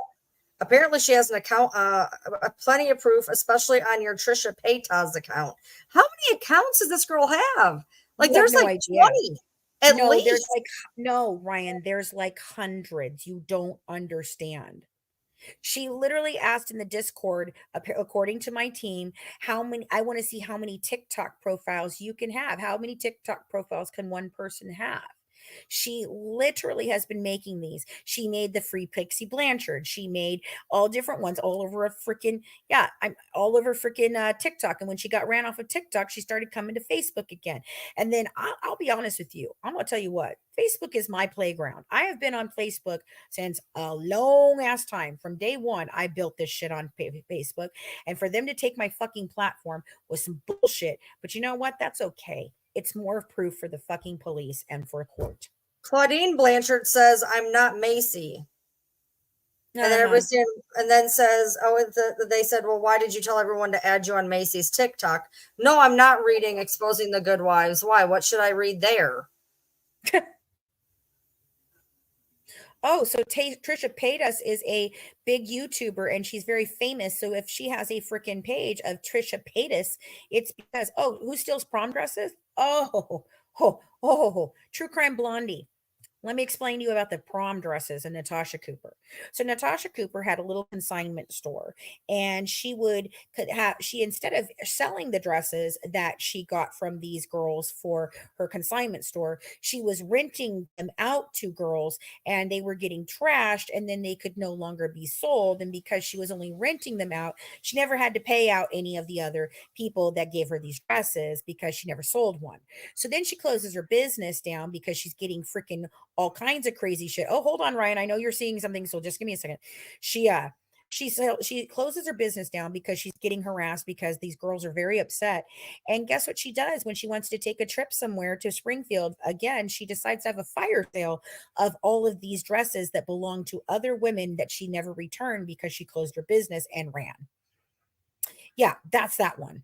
Want to know about her tax evasion or her stealing people's tax credits? I'm not tax credits. They're actual tax returns. And you want to know about brain surgery? Yeah, I'll talk about that another time. So for anybody over here that has ever said that especially fucking infuriating for the person who insinuated that I doxed them when I said that they were attached to a state, or the other person who said that I got her husband to where he was fearing for his life because I made a comment that I had heard that had nothing to do with where he worked or where he was. If you guys want to know what real fuckery there is, this right here is insane. Somebody just posted, I'm not going to read the particulars. This is written out. Name, Macy L. Pomeraz. Birthday, her birthday. Address, her address.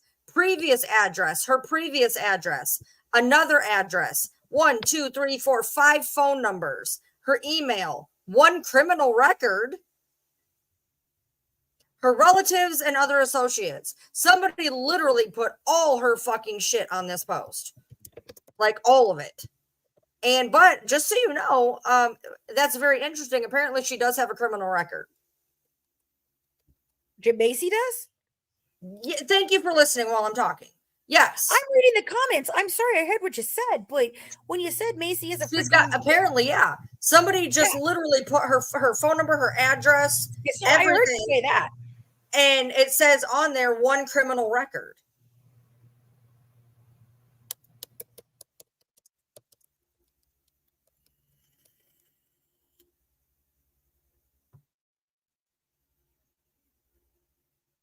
Wow. Okay.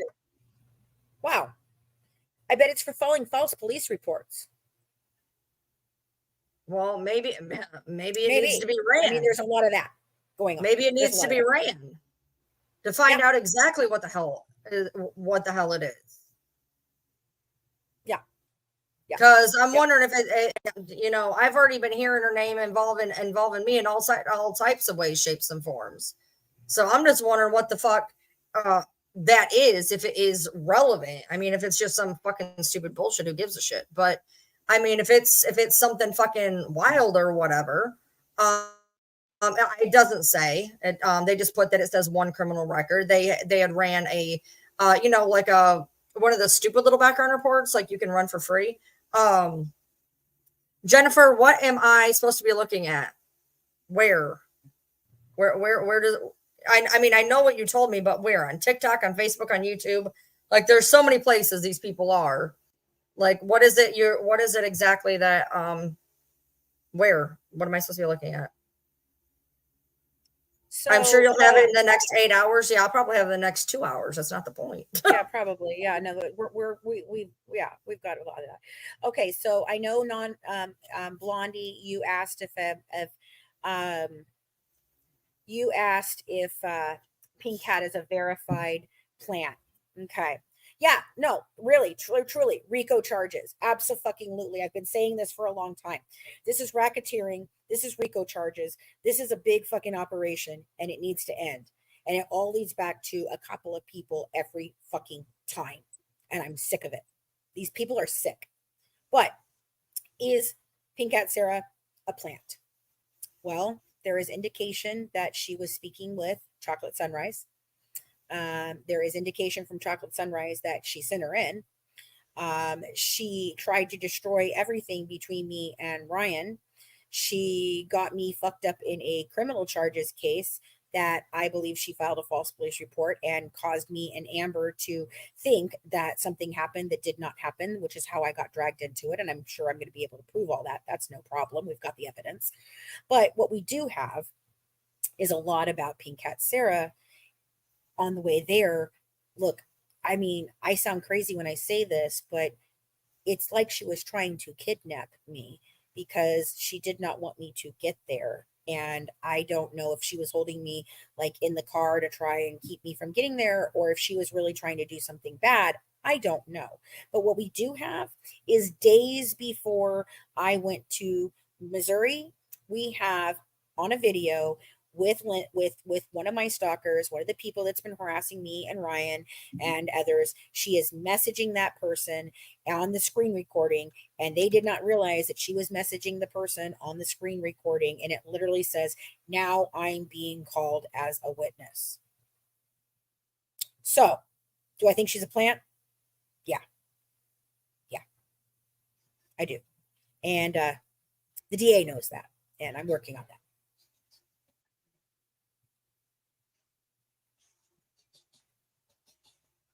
So, All right, well, keep talking.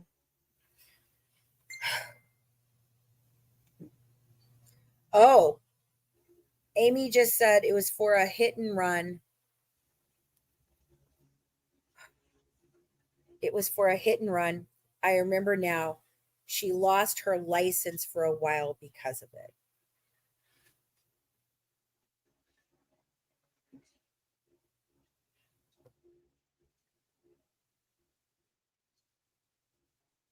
I have like 5 people messaging me. Sorry. Did you hear what I just said? Yeah, no, I read the message. Yeah. Oh, okay, because it's coming through on two different chats. So I didn't know if you Yeah, no, actually I got it. it. I got it. Yeah, so basically that's what they're saying. My team has told me that it was for a hit and run, and that's why she didn't have her license for a while.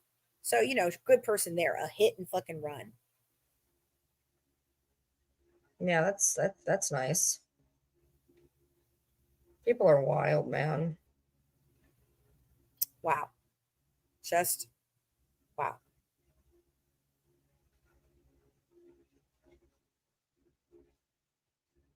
Yes, Miranda, we know how to do background checks and we know how they work and how you pay for them and all that shit. Yeah, absolutely.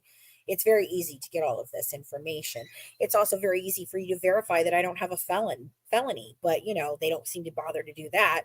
KJ said it, Natasha Cooper said it, Ryan even said it at one point in time because they made her believe it.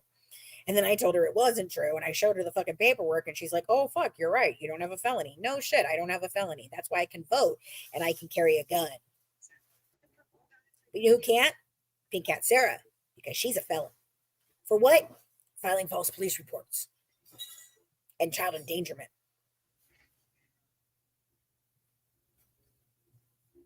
There's a reason her children don't speak to her,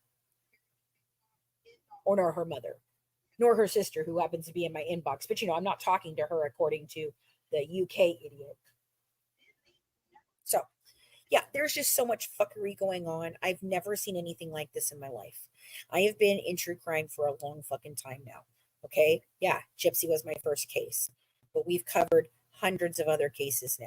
And I have been in any number of Facebook groups, chat forums, all of this for true crime. What, honey? I can't hear you. Oh.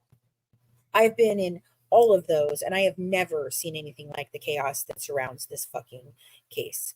And it is because the chaos comes from within the case itself of the people that are trying to cover up what they did and how the murder really went down. Because I'm sorry, folks. Good night, baby. I'm sorry, folks. You've never been given a truthful story. Yeah, that's fine. You've never been given a truthful story, not one time, by the Blanchard family. Not one time. Nothing.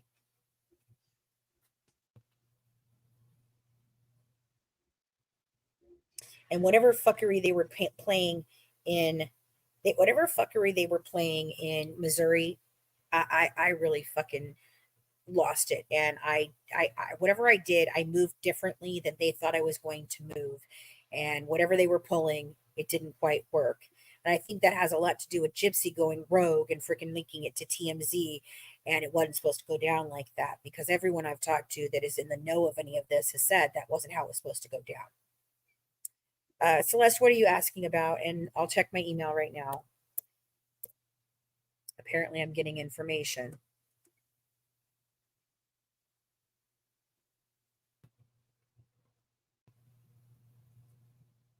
What are you looking at, Ryan? Where are you at? What is going on? Just looking at something.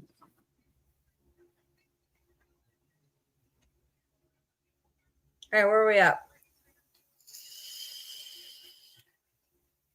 I don't know.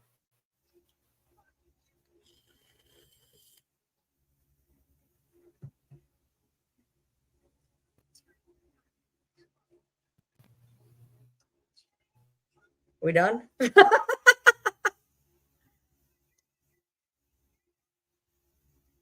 Look, no.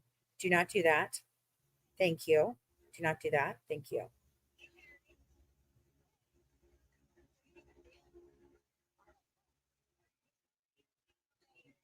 I am very confused about some Oh, things. I'm very aware of Miss Elise. Yeah, I'm real aware of Miss Elise. She's the one that basically said that me putting out the medical records was unethical, and what Colleen did was unethical, but yet she's going to do it anyway because she's a professional in the medical thing, and she's just going to go ahead and do unethical things because I already did them. Yeah, that's Sarah Elise. Yeah, I'm well aware. No, I have no idea what you're talking about. Still do not know why she put a name change in Arkansas, and we still have not figured out. Yeah. Oh yeah, Celeste. No, there's a lot that went on with Pink Cat. I'm telling you, you guys have no clue what I went through for those freaking 5 days with that woman. I'm really, truly, I'm surprised I got out with my life, to be honest with you. And I think that's the only reason that I did is because I was packing that day. I'm not kidding you. That's how fucking cray she is. These people are seriously cray.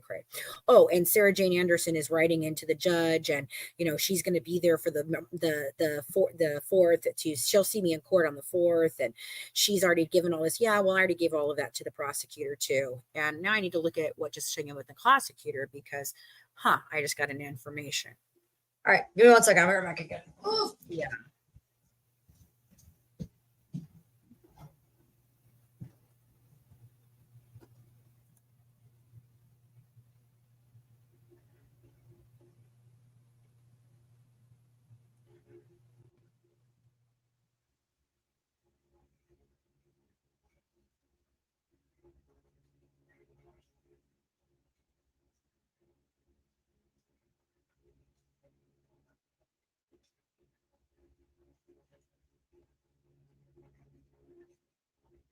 Oh, okay. It's just telling me that I have a court date in 10 days. Okay. That's all it's telling me. So I thought maybe there was something new. It's nothing new. It's just I have this court date.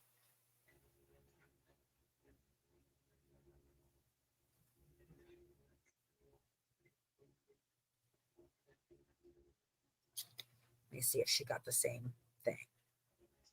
Sorry, guys. I'm running something down my freaking case right now that this dumb bitch fucking got me involved in by lying. She actually did file a false police report. I didn't, and Amber didn't, but she sure as shit did. Sorry, guys. Sorry, just give me a minute. I want to see what's going on here.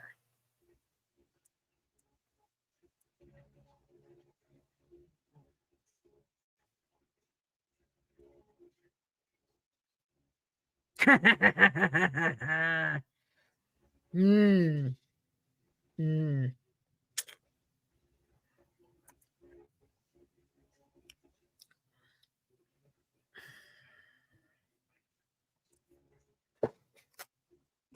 I want to show my team this before I say anything. Ryan, where are you? Okay. So, sorry guys, you got to just give us a minute. We're running things down. Okay. So that photo. And then I got to go back to my photo because mine says something different. Something different. Interesting.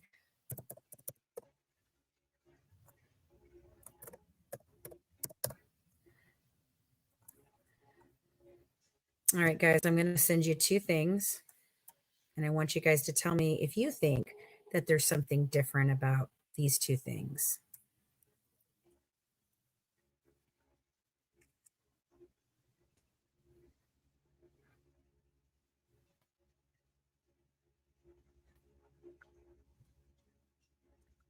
Ryan, where did you go?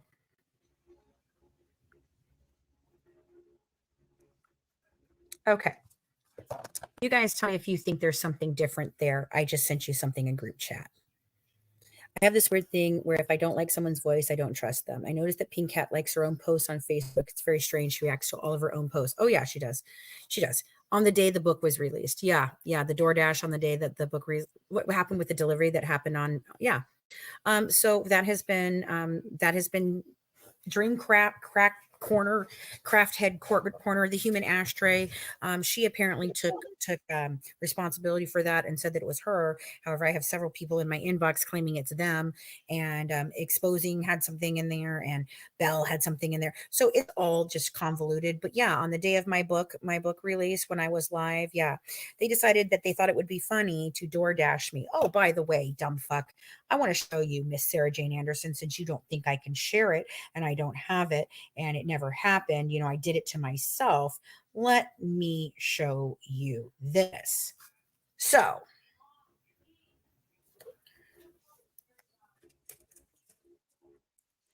okay, I can't show you guys. Damn it.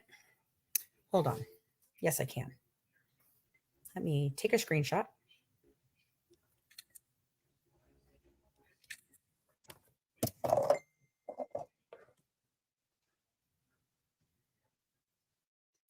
We're still live. Yeah. No, Amy, I am talking about that, but look at the 2 different things it is said. Mine says one thing and hers says another. Please look. Ryan, I sent you it too. Go look. What did I do? I'm looking. Hold on.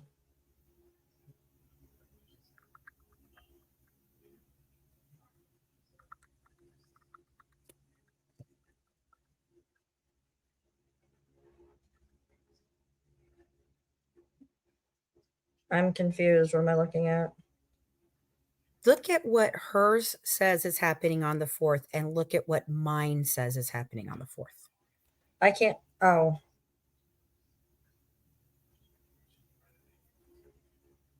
Okay. Yeah. Did you see what hers says? Mine has different words. Yeah, I see that. Hmm. Well, right. I mean, she's just going to fight it. No. That's because I've been talking to the DA and sending all my information in.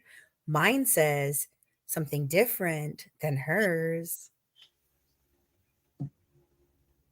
Yeah, I seen that.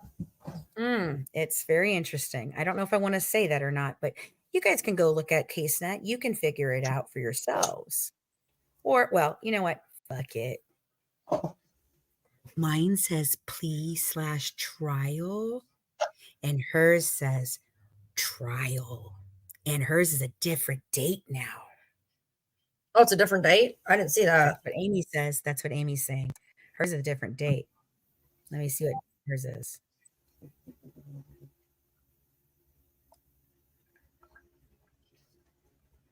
One September 25th and one September. Yours is September 4th, hers is September 25th. Mm-hmm. Hers was on the same day all the way up until this point in time. And mine says plea/trial, and hers says trial. So, Sarah Jane Anderson, Why isn't she trying to play it out? because she's going to fight it the whole way. She already told her sister that. She will not come off of it. She will not come off of it. I've already got her sister and her mother subpoenaed. I've already asked the judge to the DA to subpoena them. I've done all of it. I've done all of it. I did not file a false police report. Neither did Amber. We did not file false police reports, and our reports match each other. I simply said chest bump because she said he bumped her. That's the only thing I said was chest bump. It appeared that he chest bumped her. And Amber's didn't say chest bump. It said it just looked like he brushed her or he was in her face. That's the only reason there was a different discrepancy. But she went on to talk about how she was shaking and crying and running back over to me, and none of that was happening. Yeah, it's a witness statement. Exactly. And I was also turned down by the DA's or by the public defender's office recently. Do you want to know why I was turned down by the public defender's office recently? It wasn't because of my financial situation, because I absolutely 100% can get a public defender. It's like, no. No, she hasn't already pled. No, she would. If she pled, she wouldn't be taking it to trial. That's the difference. That's the difference. I've been not talking to him about a plea deal, and I've been talking about testifying against her, and I'm not even going to be fucking funny about that. I've said it. I told you, everybody I said it. You guys saw my letter to the judge about it, or to the DA about it. Well, my public defender office told me the reason that they cannot assign me a public defender is because they only allow public defenders in misdemeanor cases where a jail sentence is expected. And so the last time we were in court, the first time, the judge asked if there was a jail sentence that could be attached to this, and the prosecutor said yes, there could be. And so that's why he granted me more time to resubmit to the public defender's office. I was told how to do it, how to appeal it, what to do. And then they denied me because after sending all the stuff that I've sent to the DA, apparently no longer is there a jail sentence. So again, yeah. But I do have something. You guys are asking about this one thing. You guys have been asking about the DoorDash. So I'm going to show you. This is exactly what happened with the DoorDash. Okay. Can you guys see it? Let me see if I can make it bigger. All right. So this is the phone number. I don't fucking know whose phone number it is, and I don't give a flying fuck. But it shows that the 213 order, right? So here it says, the DoorDash order has been dropped off. It's arrived. It's here. How's lunch, Tiny Fancy? No, I'm not, Sabrina. Don't accuse people. I wanted you to have a nice lunch. Wow, don't be mean. Sorry, I just wanted you to have a nice lunch. There's nothing wrong with the food. Have a nice day. Sorry for, is that the right way? Yeah. Sorry. Have a nice day. Sorry, I just wanted you to have a nice lunch. There's nothing wrong with food. Have a nice day. Sorry for bothering you. I said, you are now part of stalking me. If you wanted me to have a nice lunch, then tell me who you are, so you don't get in trouble. And she said, I said, sorry for bothering you. Have a nice day. I thought I would do something nice for you. That's all. Sorry, I won't bother you again. I promise there is nothing wrong with the food. You can eat it. It came directly from Wendy's to DoorDash. Seriously, I'm on the other side of the country from you. Anyway, bye. And I told her, this has been reported to the police. Do not contact me again. Well, then right after that, let me show you one more thing happened. Let's see if I can find that. Hold on. Let's see. It's a mother claiming that this is her child that did. Well, you're showing your Facebook, so. Am I? Yeah. Including your mod chat. Good job. Okay. Well, I thought I stopped sharing the screen. Sorry, guys. Hopefully it didn't show anything too important. No. Sorry. Thank you for telling me. Okay, so hold on. I'm looking for it. Just give me 1 second.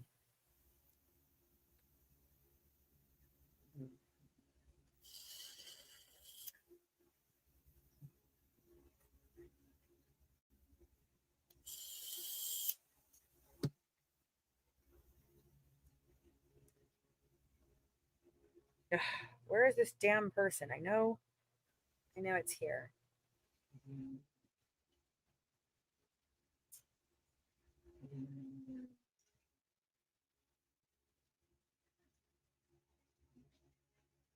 I can't find it now because I've got too many freaking emails. But basically, there's an email from a lady saying that this was her 17-year-old daughter. And nowhere can I understand how it goes from DoorDash texting you to a troll on the same number. Um, because it was notifying the number and notifying me in my account that I had a DoorDash to my freaking number. I don't know why. Okay. But all I know is that I messaged that number back because it was showing that number as the DoorDash coming to me. And then I messaged it back and I started talking to that person. So I don't know. I guess thinking that it was the DoorDash thing, somehow it came through. I don't understand because all of a sudden I just got that notification that there was a DoorDash and it came from that 213 number. And I was like, well, why would it come through my 213 number? I already ordered DoorDash today. I don't understand. So then I found out, I tried to call that number and I messaged it back and that's what I said. And then they messaged me again. So basically, it was like them sending me their own confirmation that DoorDash had just dropped it off, so I'd go pick it up outside because it And didn't come in regular DoorDash. So they texted me that, showing me, oh yeah, your DoorDash has arrived. So I went to go, yeah, yeah. well, I mean, Rainey, what she's saying makes sense. They basically sent a thing saying it was confirmed, forwarded it to her. I mean, that makes sense. Yes, that's exactly what it was. They sent me that message from DoorDash because it did not come through my actual DoorDash, which was one of the reasons why I was like, "What the fuck is happening? That's not the normal DoorDash number. That's not how I normally get. I usually get the picture and the whole thing. Like this is not right. Right? Yeah. No, no, no. They actually did DoorDash it. That's an actual confirmation from DoorDash. They really did DoorDash it. They paid to DoorDash me food on a live so they could watch my fucking reaction and then laugh about it. Yep. Yep. And laugh about it.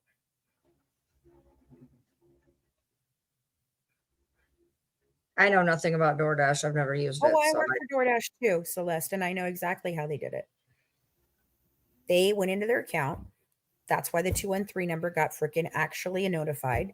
They went into their account. They freaking, oh, I know it's stalking. Yeah, but the police didn't think so. But, that's because they don't even understand that there are stalking laws. The police officer that I spoke to that next day literally told me that bullying is not a crime in Kentucky at all. Not any bullying, like bullying at all. I'm like, sir, that's not even, you know what? I don't have time to talk with you about this. So I'm going to call the police officer that actually knows me and will take the case because he's not fucking stupid. Yeah. Natasha, Yeah, I'm sure Ivory, and Natasha. Naomi were all Yeah, I'm sure. talking about it today. Yeah, well, they just bullied the hell out of a woman who tried to start a protest for freaking Nick's help because I was involved. So they're fucking assholes.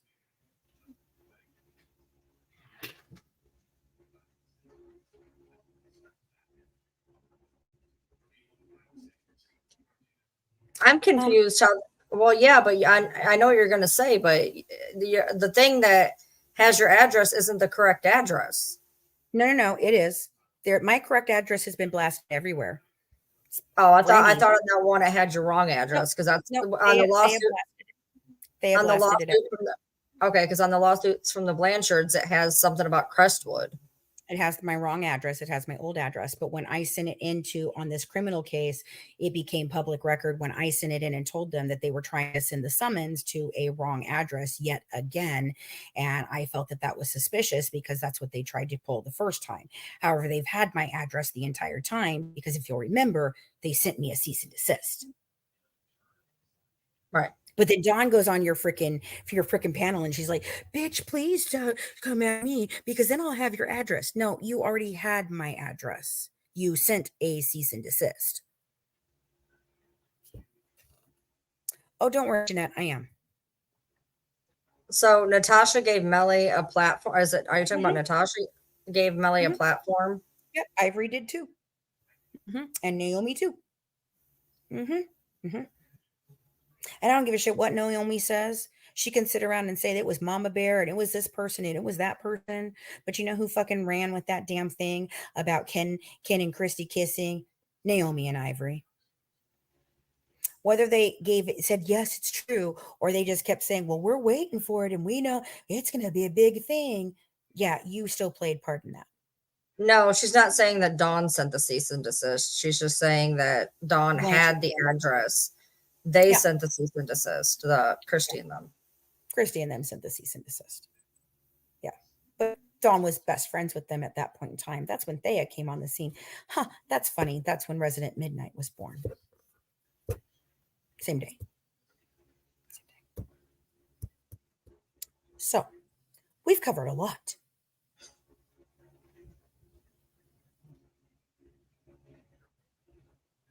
Are we done? I don't know. Are you? Yeah, I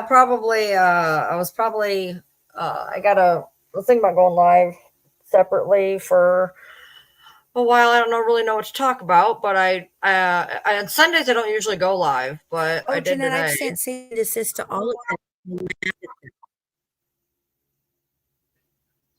What'd you say? You said you sent cease and desist to all of them? Oh, yeah. I even had to send a cease and desist to News Nation. That's why Christy wasn't allowed to say anything about me when she was interviewed. I sent it to the head of News Nation. I sent it to ABC for Good Morning America because they were supposed to do the Good Morning America the next morning. Yeah. Oh, yeah. I sent cease and desist to Katie Paulson. I sent a cease and desist to Thea. I sent a cease and desist to Christy and Gypsy. Who else did I sent a cease and desist to Natasha a long fucking time ago. Yep.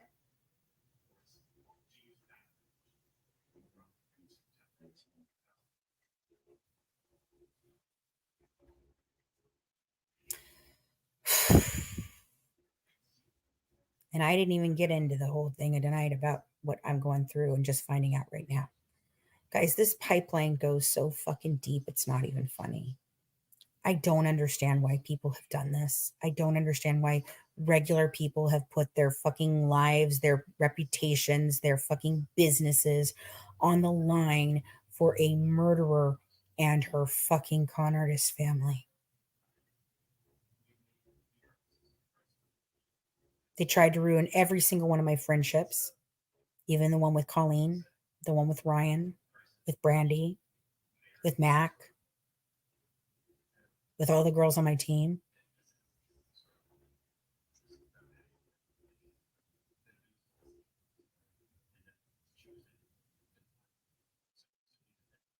You okay? You look like you're really upset. We're just tired. I'm reading comments. Oh, okay. I'm reading comments. Yeah.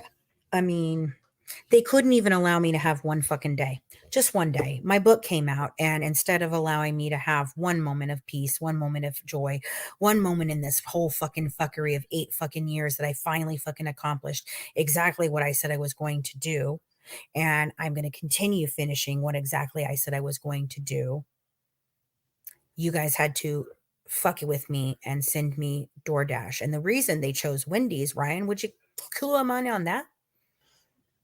Well, that's you were because the one who brought that to my attention. That was, well, people always talk about the Wendy's bags all over your couch. When I had my hysterectomy and I couldn't get up off the couch. Yeah.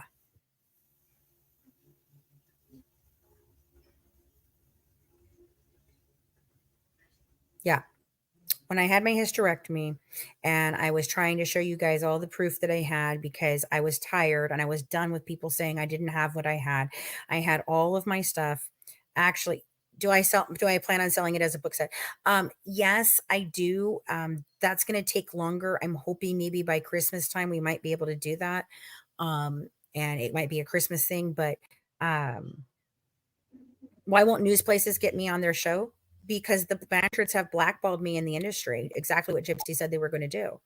Gypsy literally wrote me an email that said, when we're done with you, no one will ever fucking work with you again. Did you release that one? Oh, I don't know if I put that one out yet or not.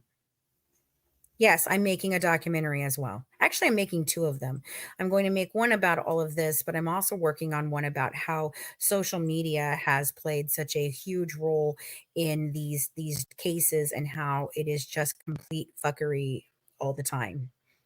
And then I might make a scripted one that Amy and I have been talking about called The Admins. And it's going to be all different people that are different admins in all the different groups. And Mac's going to play Sarah Jane because she does a great Sarah Jane Anderson impression. Let me tell you. So back in the day when I had my hysterectomy and I was trying to show all you guys this, I door dashed a lot because I couldn't get up and take care of myself, and my husband and my daughter had to work, and my other daughter had to work, so I was home alone a lot, and I shouldn't have been because I should have had my sister here, but it was something we couldn't get done in the time period that I needed to get it done. So I was home by myself, and I was really scared at first, but I did pretty good, and so I ordered Wendy's, and the Wendy's bags were sitting over there. And yeah, there were a couple of them because it had been a day or two that I'd been sitting there and I had not cleaned it up. And let me get something straight with you. No one else in my house cleans a damn fucking thing. It's me. It's me. It's always me. It's me. Unless I'm yelling at them to clean it, then they do. But, it's me. So if I didn't pick up my same shit, then, you know, I didn't freaking clean it up off the couch that day. It just sat there. So I had a couple bags of Wendy's because at the time, Wendy's was it seemed to be the only thing that I was able to eat for some reason. I don't know why. I don't even like Wendy's that much. In fact, now we have a Jack in the Box, and I'm so fucking happy that we have a Jack in the Box. And I never thought I'd be happy to have a Jack in the fucking box in my freaking town, but I am. Never had So Jack in the Box. you've never had Jack in the Box? Interesting. It's good stuff, to be honest with you. It's pretty good. But so I was sitting there and they started a running joke about me eating Wendy's, and they made lots of lovely fat memes and all kinds of crazy shit about it. They even put my freaking, Brie even made me on a couch and on her jewelry, and she had jewelry of me on her. Jewelry of me. Yeah, I like Carl's Jr., but we only have Hardee's here. They're trying to be Carl's Jr. because they are Carl's Jr., but let me tell you, Hardee's is not Carl's Jr. So anyway, um, so yeah, they made this meme, and I didn't even understand what was going on when the Wendy's came. It did not dawn on me that Wendy's was even relevant. And Ryan says to me, "Do not fucking tell me that they ordered you Wendy's." And I was like, "Yeah, why?" And she's like, "Oh, Fancy, I have something to show you." And she went and showed me the screenshots, and I about just fell out of my chair. Because see, the thing is all these people that say that I bother them and I run around and I do all this shit to them, the thing is I don't do any of that. If you start fuckery with me, I may report all the things that I see that day that are fuckery and you're bullying and you're harassing and stuff. But then do you know what the last thing I do on that day is? I block your ass because I don't want to participate in this shit. I don't want to be involved in your fuckery. So I report it all. Yep, fine, fine. Report, report, report, report, block. So I don't even see half the shit that these people do about me because I have them all blocked. But yet they keep creating new profiles and new profiles and new profiles and new profiles. Like Macy with her 100 fucking profiles.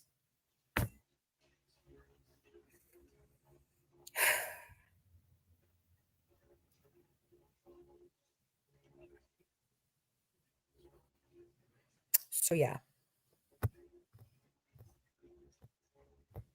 You ready to go your own live, or you want to stay here a few more minutes?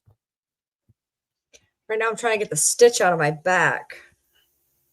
I overdid it, and my right side of my back has been hurting all day.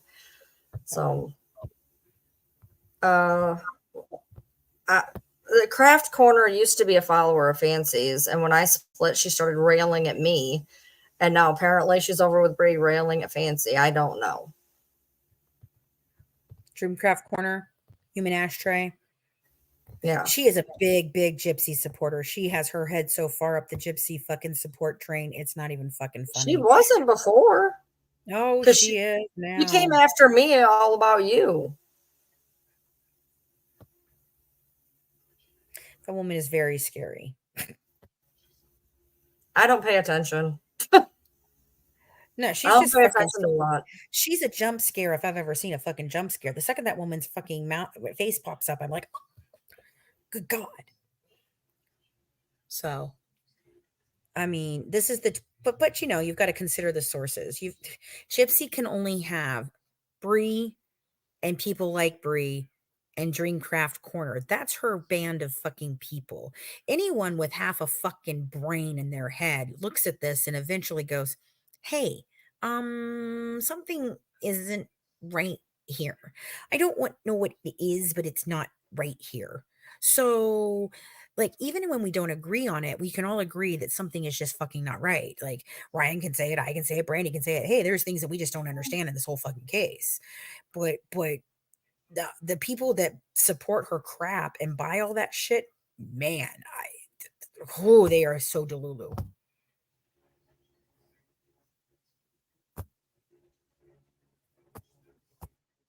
I never see shit unless people send it to me. So I'm Me a little either. clueless. I just know that I know she used to be in my comments fucking going off about you positively in my comments yelling at me because of you and now apparently she's over with Bree yelling about you. So I don't know. Ah, for Christ's sake, I just That's can't fucking that's fathom. confusing. I don't understand how any of these fucking weirdos are just.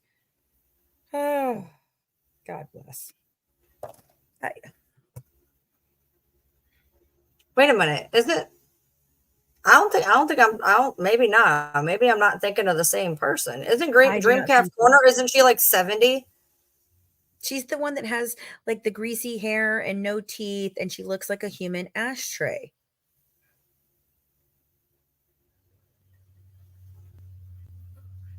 Well, the one that I was thinking of, she was like really old. I don't know. Yeah, it might be a different one. Oh, I Yeah, think okay, I yeah. know who you're talking. I think I know who you're talking about, and no, they're not the same people. Yeah, so There's so yeah, yeah. yeah. There's one They're saying that the one that I'm talking about is right. Yeah. Dream Crack Corner. She has a mustache and a forest growing out of her nose. She Yeah, does. that's the one I'm talking about. Yeah, I live rent free in their head. Yep, I do. Yep, yep, yep. I do. There isn't a thing they miss that I do. That's what's funny. And now that I know who's behind my Dramatica page, boy, do I have a lot to say about that. But not tonight, because that's a whole nother bag. But again, by the way, hey, haters, I didn't serve in the Army.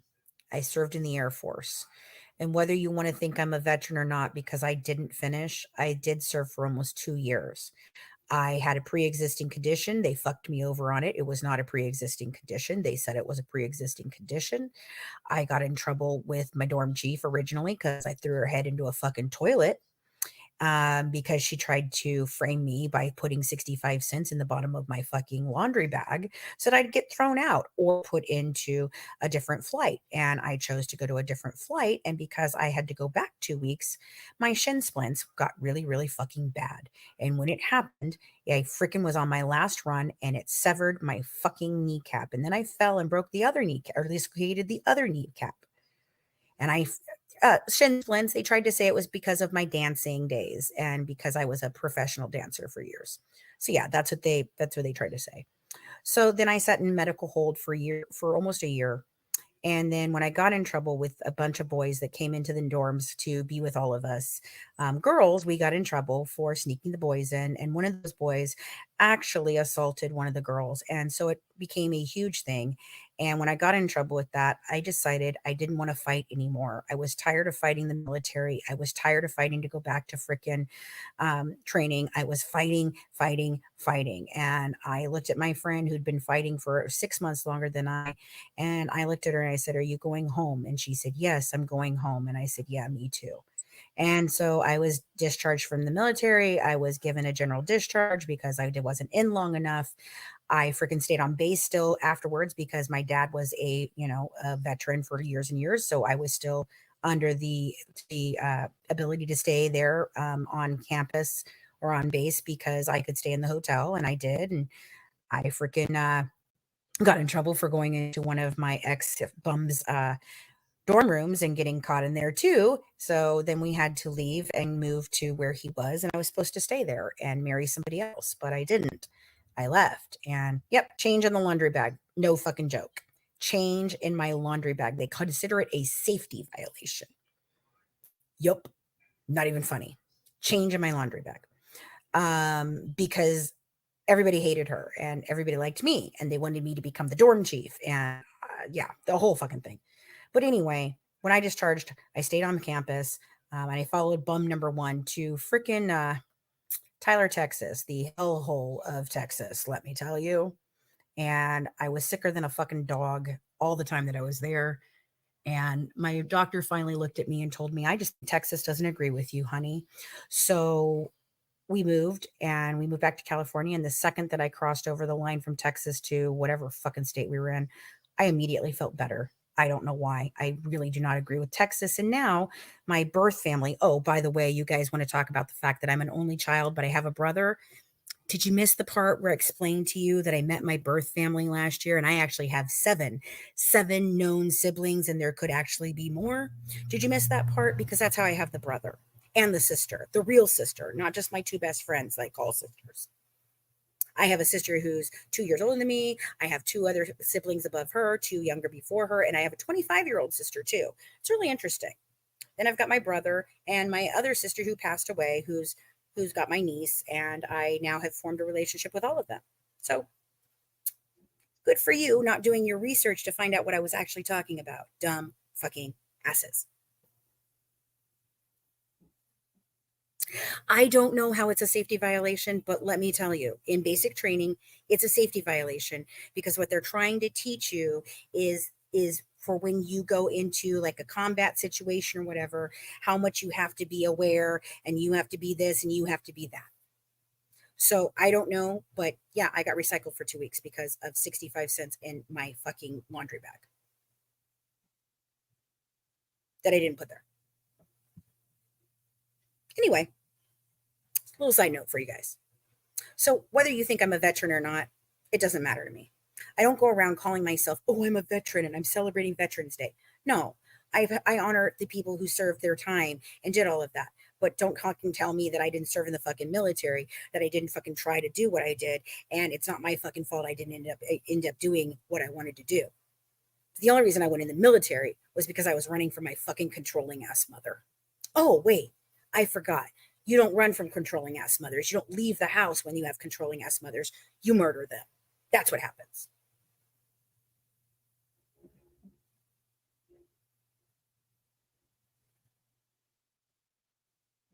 Exactly, Stina Marie, trying to teach you to be meticulous. Yep, that's it.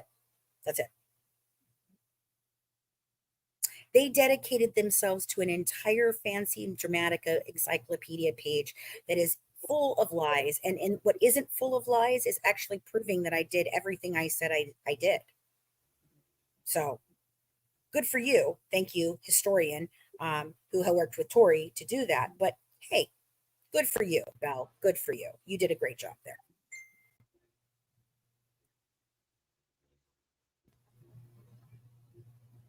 Yeah. So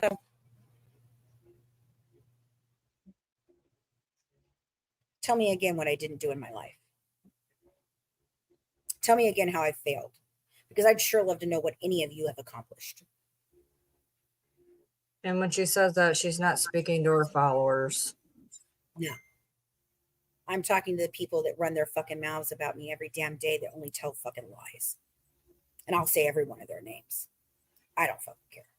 Don't you worry. I'll lay every one of you out. Because I've been quiet a long damn time trying to be ethical in all of this. You know, my husband told me today, fuck ethics, fry them all. And that's what I'm going to do. Probably through the court system mainly. But I have some special little things for the public to watch. Yes, I am able to report all of them for defamation. Yep, 100%. And now I can prove it because not only have they admitted to the fact that, Oh, Mike Stanfield got my freaking TikTok 20,000 plus TikTok taken down by sending in the fraudulent freaking case that he filed in Missouri and telling them that I've been harassing and stalking her. I have that. I also have the letter back from News Nation that Christy sent an email to News Nation to have my segment pulled. And then there's a confirmation from News Nation that they pulled my segment for Christy because Christy lied to them and told them all these things. Let's see. We also have Sarah Jane Anderson admitting to the fact that she falsely freaking got my Facebook and my YouTube struck and Ryan's YouTube struck. Oh, Dawn Brown. Oh, Chocolate Sunrise. I'm sorry, we forgot Chocolate Sunrise. Freaking personally struck Ryan's Facebook account, or YouTube account. Yeah. We didn't have all that proof before. I do now. Oh, and Tori. Yeah, honey. I got all the proof I need on you. Don't you worry.